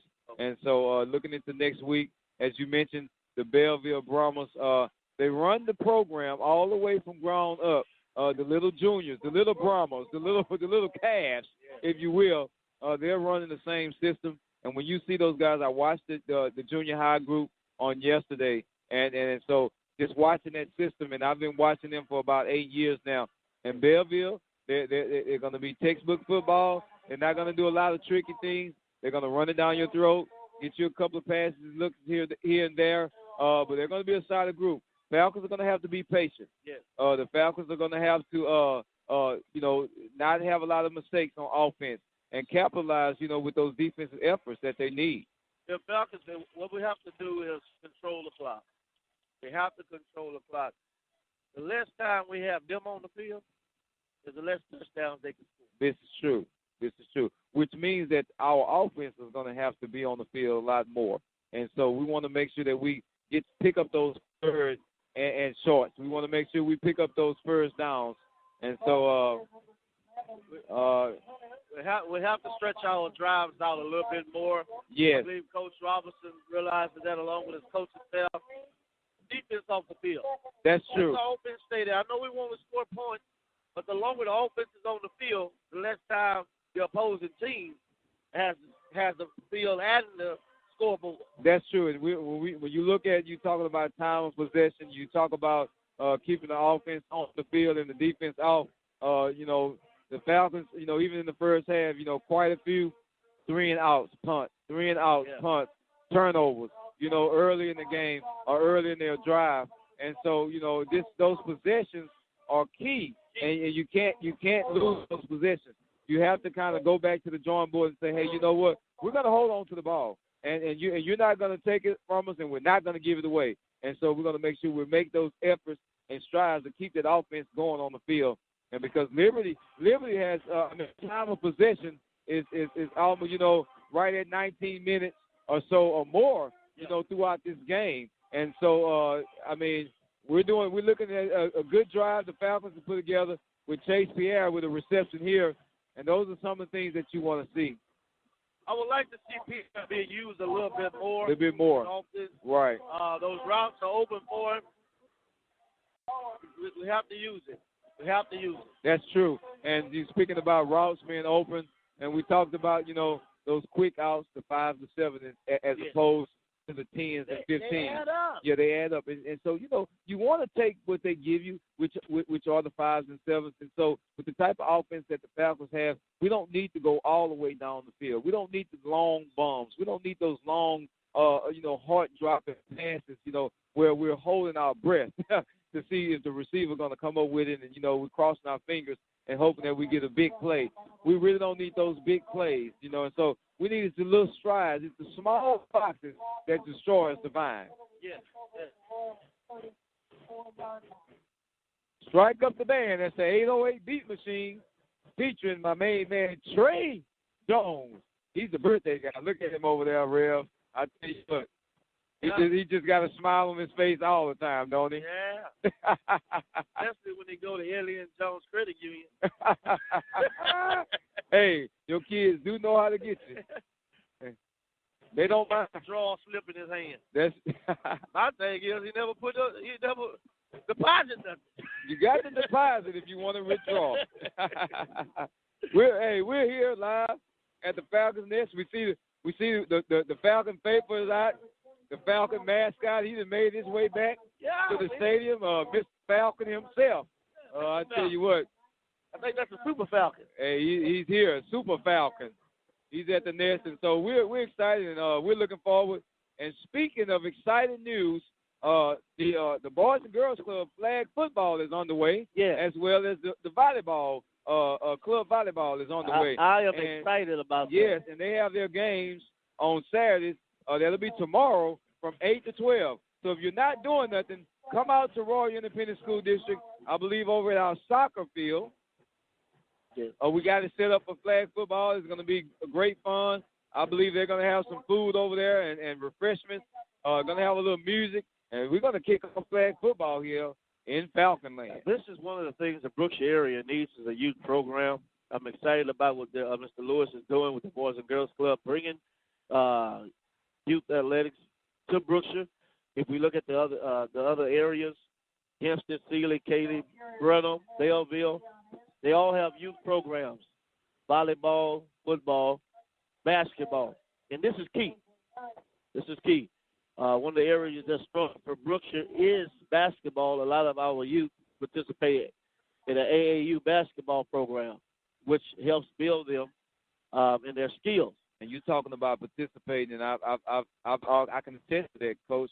Watching some of the great teams that we've had in the last 4 years in basketball, and that's true. When you see those kids that are playing the level of competition, such as the perennial power Yates against those guys, and even Wharton of last year, a great team, and so look, and even Navasota, great basketball teams, and so.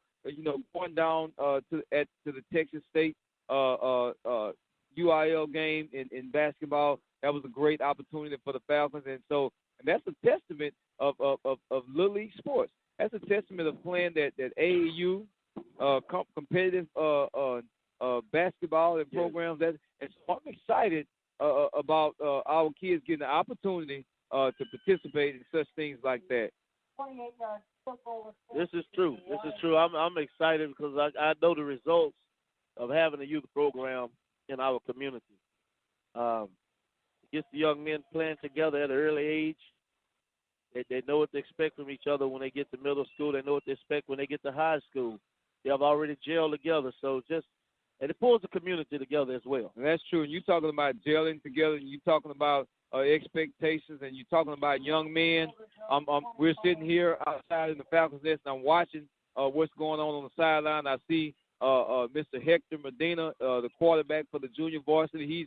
He's tossing it up with the running back, Mr. Terrell Williams, a 1-2 tandem. Yeah. So those guys, if we can keep those guys together, along with your son Trey Jones, just grow that group. We're in for some great football in the future for Royal Athletics. Yes. I really would like to see that Williams kid on Friday night. I really would like to. Tremendous ability. He's not an east or west runner. He is a north and south runner. Yes. But he knows how to carry the load. That's great. It's great to hear that. And, I spoke with some of the coaches.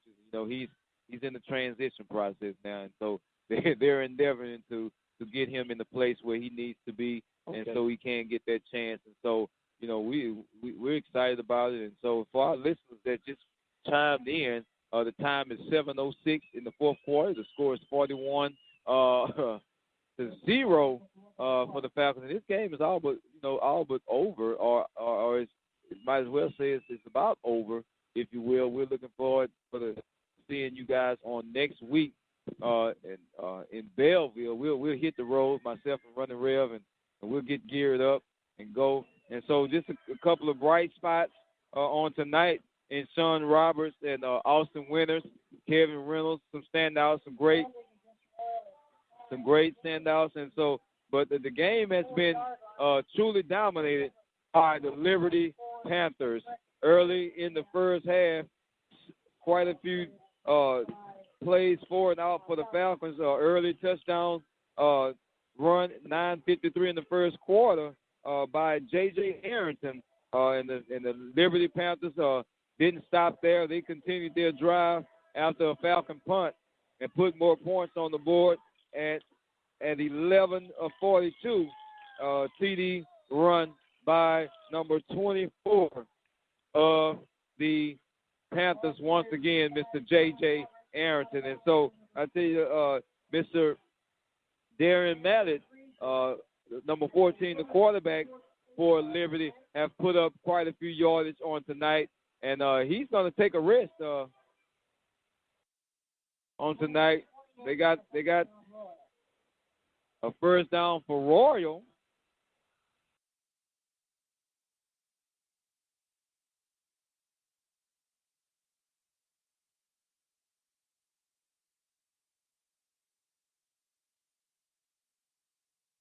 Strike up the band. Winters get the call. Number 11. He gets the call. The Falcon faithful are yet here. We are looking at the stands are still kind of cute. They're emptying out a little bit here, but we got the Falcon faithful here. They're hanging in here despite and it brought the Cowbells back out on it.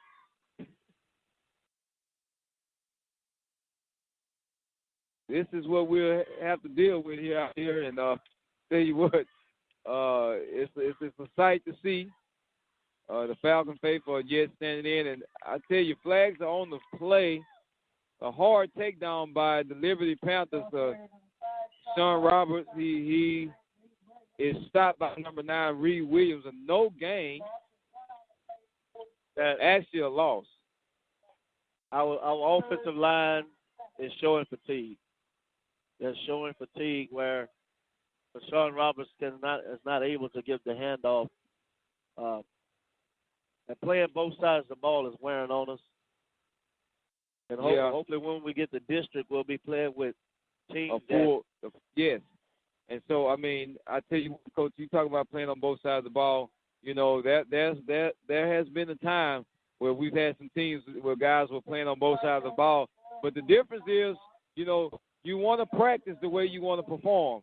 You know, you get that practice in. You mentioned practice earlier in the broadcast, you know, and how important practice was. And you mentioned how that your practices were harder than the game. And our listeners out there is probably wondering, how is that so? But, you know, when you practice the way you perform and when you get out there, you know, it'll be just like you're just practicing when you get ready to perform. Yeah. You know, it'll be easy because you put so much pressure on yourself during practice time. You know, it's just an awesome opportunity to see that be put out on game day. Yeah. This is true, Coach Ford. Ladies and gentlemen, we are 5 minutes and 9 seconds into the fourth quarter here in Brookshire, Texas, for the matchup between Royal Falcons and the Liberty Panthers. Score is 41-0 with the Panthers being on top. The Falcons have the ball at this time on the Liberty 48-yard line. We'd like to take this time to give a shout-out to all our listeners. Once again, our sponsors, we'd like to thank you for all that you do. You can tune in to this broadcast all season long, and this broadcast is brought to you exclusively by Open Mic Broadcast Network.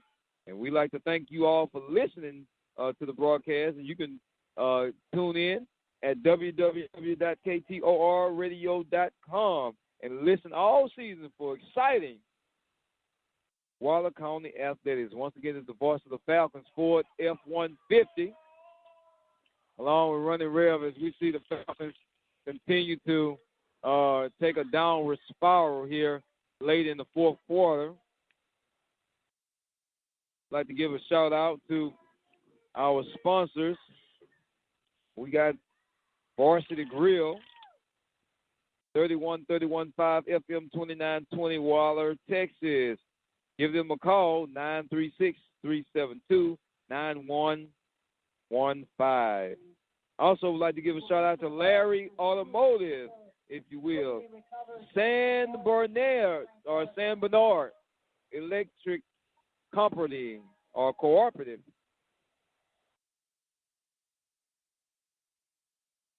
Strike up the band, folks. 4 minutes and 34 seconds left to go. 41. Lifestyle.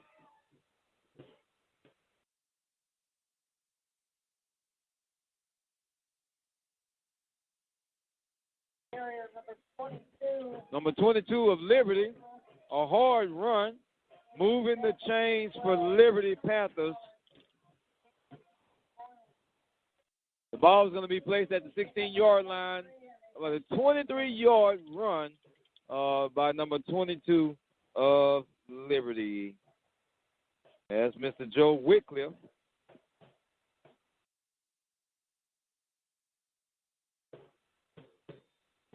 And they're going to be short of the touchdown. Alex Brown on the carry, who is running extremely hard. We want to take this time to let Rev talk about the eye care rally while we get ready to wrap this game up, and it's all but a wrap at 41-0. Talk about the eye care rally. Eye care rally will be on October the 18th. Starting at 9 o'clock, we're going to be walking. It's a 5K walk from the Royal Elementary School, 2222 Durkin Road, all the way to the Brookshire Convention Center. That's 4029 5th Street. This eye care rally is consisting of awareness for Breast Cancer Month and Drug Awareness Month. We're partnering in with the Royal Independent School District Police Department, along with the Deltas of Chapter of Prairie View A&M University. We'll be giving free lunch at the convention center, and Youth Food Bank has come out. We'll be giving free groceries, free bag of groceries out as well. That's the participation award. So we're anticipating having a good time. October the 18th, starting off 5K walk. If you can't make the 5K walk, just walk all you can, huh? And can all you want. That's it.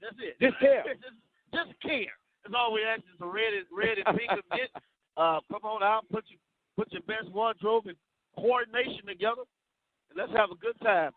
Yeah, we're gonna have a good time, Rev. The eye care walk, and we also want to let everybody know that this coming Tuesday is the Brookshire Community National Night Out. Yeah. The Brookshire Police Department will be teaming up with the Royal Independent School District Police Department. Okay. It started at 6 o'clock p.m. At City Hall. Food, fun, fellowship. Come out. Get to know your neighbors. There's going to be safety tips. There's going to be information that's going to be given out. There's going to be giveaways. Listen, this is going to be a blast. Just like the eye care walk. I mean, I tell you, there's great things going on in the Brookshire area. Come out. True. It's true. We need you to come out. We need you to come out. Just come out. That's it. Just show your face. Can we see you there? Please. And so we're looking forward to having a great time. Get your walking shoes on. Come out October the 2nd for the National Night Out, a night of getting to know your neighbors, a night of safety. Come out October the 8th The 18th for the Eye Care Walk. Yeah. Sponsored by Ellen Jones, the Bountiful Blessed Ministries, if you will, and the Royal Independent School District. Everyone is playing a part in this. We're all coming together to make this thing work. Listen, there are great things happening in this community. We got Royal Athletics, the Boys and Girls Club on tomorrow, the flag football. If you want to volunteer to be a coach, just give us a call at the Boys and Girls Club and ask for Mr. Dante. If you don't know the phone number, find the school. We are here. Find the school. We are here. And so we'll be here tomorrow morning at 8 o'clock, striking up the music, striking up these football teams. And we got a couple of groups out there that's going to be competing flag football. These kids are excited, Rev. I tell you, it's glad to have Royal football back on the map. Yes, sir. Yes, sir. 2 minutes and 55 seconds left in the ball game. Royal has the ball. Sean Roberts gets the snap. Winners breaks free. He's open field. Look out. Now he just. Coach, hey, I tell you what. I mean, it's good to see. I mean, even though I'm not even really looking at the scoreboard anymore, but what I'm looking at is the drive that the Falcons continue to have. The Falcon pride can't be denied. I'm saying Sean Roberts, he's running just as hard as he was the first quarter. And so this is what you want to see when you have a young football team that's I mean, you know, you're at the wrong end of the stick every week, but you still have that Falcon pride. Yeah, driving and pushing, make some things happen. This Sean Roberts, look at him running. Look at, it's like an Energizer bunny out there. Yeah. And the band is going. I believe there's a battle going on with the band. A battle. Speaking of battle of the band, what you say? November the 8th is the big day.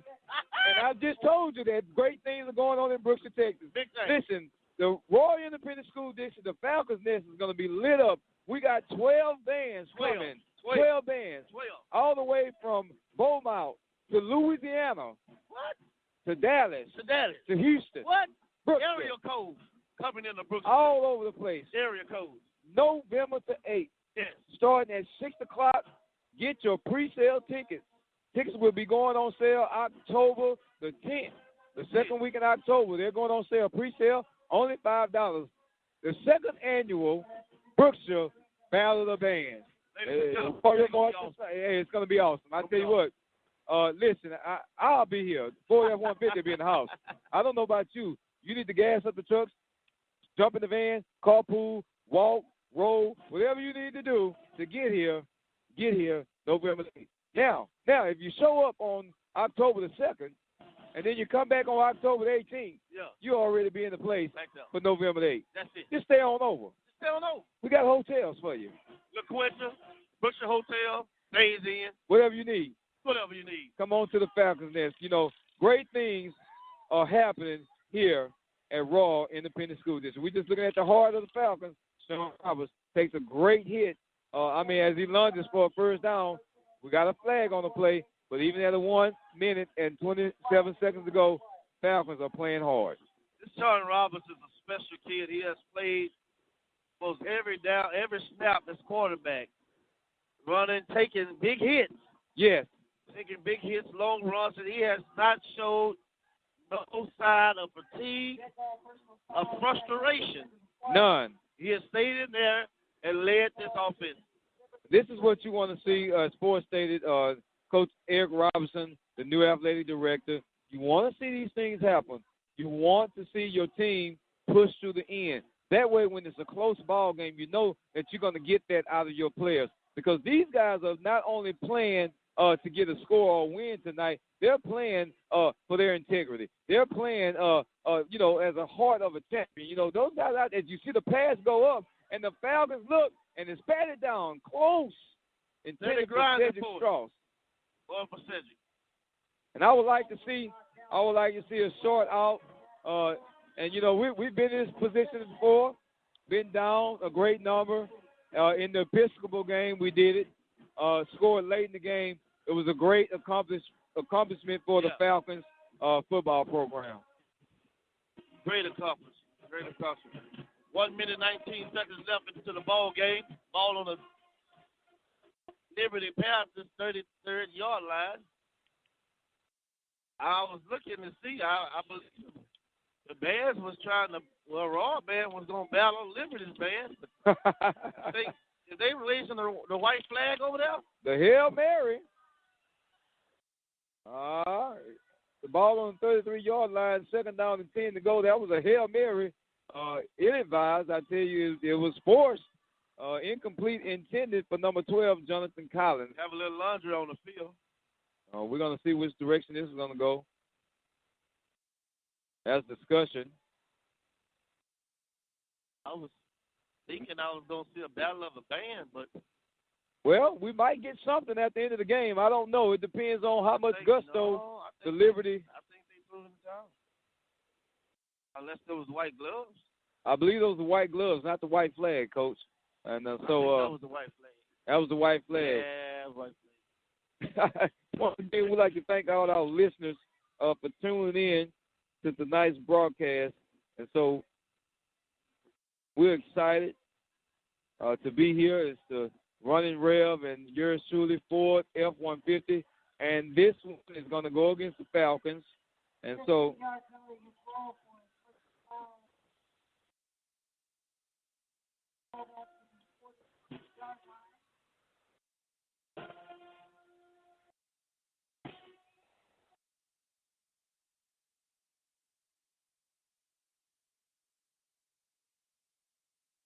going to be a 15-yard penalty against the Falcons at 1 minute and 8 seconds to go. Clock running. Let's get the music. So whatever song that Liberty plays, Raw remix it. I tell you what,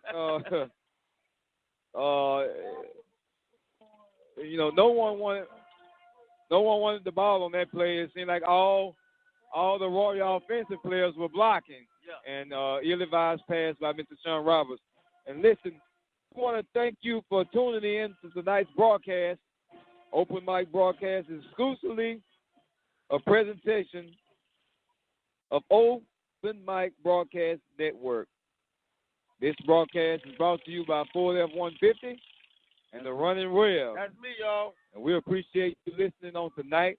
Yeah. At 1 minute to go, 48-0 for our listeners that just chimed in. Roberts, he's running all over the place. He's tossing it up, and the ball is complete and caught. Oh, the first down. First down. Hold on. That's Sean Roberts juked him, man, and he just failed. Jordan Rollins, kind of flashback of what we saw last week. Yeah. Late in the game, a long pass. Yeah. And so it's going to be 1st and 10 Falcons as they seek to score. 48 seconds. This game is not over yet. The Falcons look to at least get on the scoreboard. That'll be an excellent way to go in and get back to the drawing board. Seeing some productive strides in your offense on tonight. Yes. Let's see what Sean Roberts does. He takes the snap. He looks. He's going to turn. Wow, that's thrown across the body. Pass is intercepted.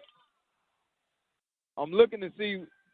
I'm thinking that Sean Roberts takes this ball and runs with it tonight, but the pass is intercepted, and that looks like it's going to be close.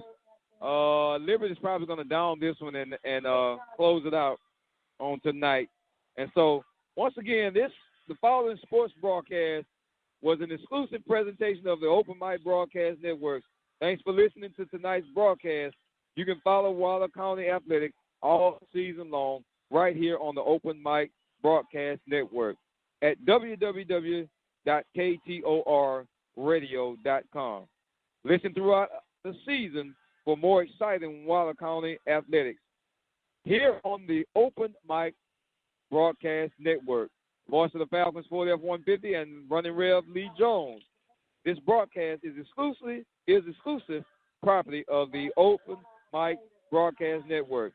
United States copyright law protects this broadcast. Duplication or rebroadcast of any portion of this program is strictly prohibited without prior written consent. And in about 12 seconds, 10, 9, 8, the game is counted down to a close. Both teams are walking across the field. The round of applause are going up. The bands are striking up. and we appreciate you. Once again, it's the voice of the Falcons, Ford F-150, and the Running Rev, y'all. Thank you for tuning in tonight on the open broadcast. We're thankful tonight that injuries were just minor, no major injuries. The score on tonight is 48-0, with the Panthers closing it out on top. The Falcons will be traveling all the way to Belleville on next Friday. Ask you to tune in at 7:20 as we kick off the pregame, and the ball game starting at 7:30. We actually continue to pray for your community, pray for your county, as we continue to strengthen and better our communities, building a happy community, happy and healthier community. Once again, you're on the open mic broadcast with the Running Rev and the F-150. Here, Brookshire, Texas, with the ball game with the Liberty Panthers and the Royal Falcons.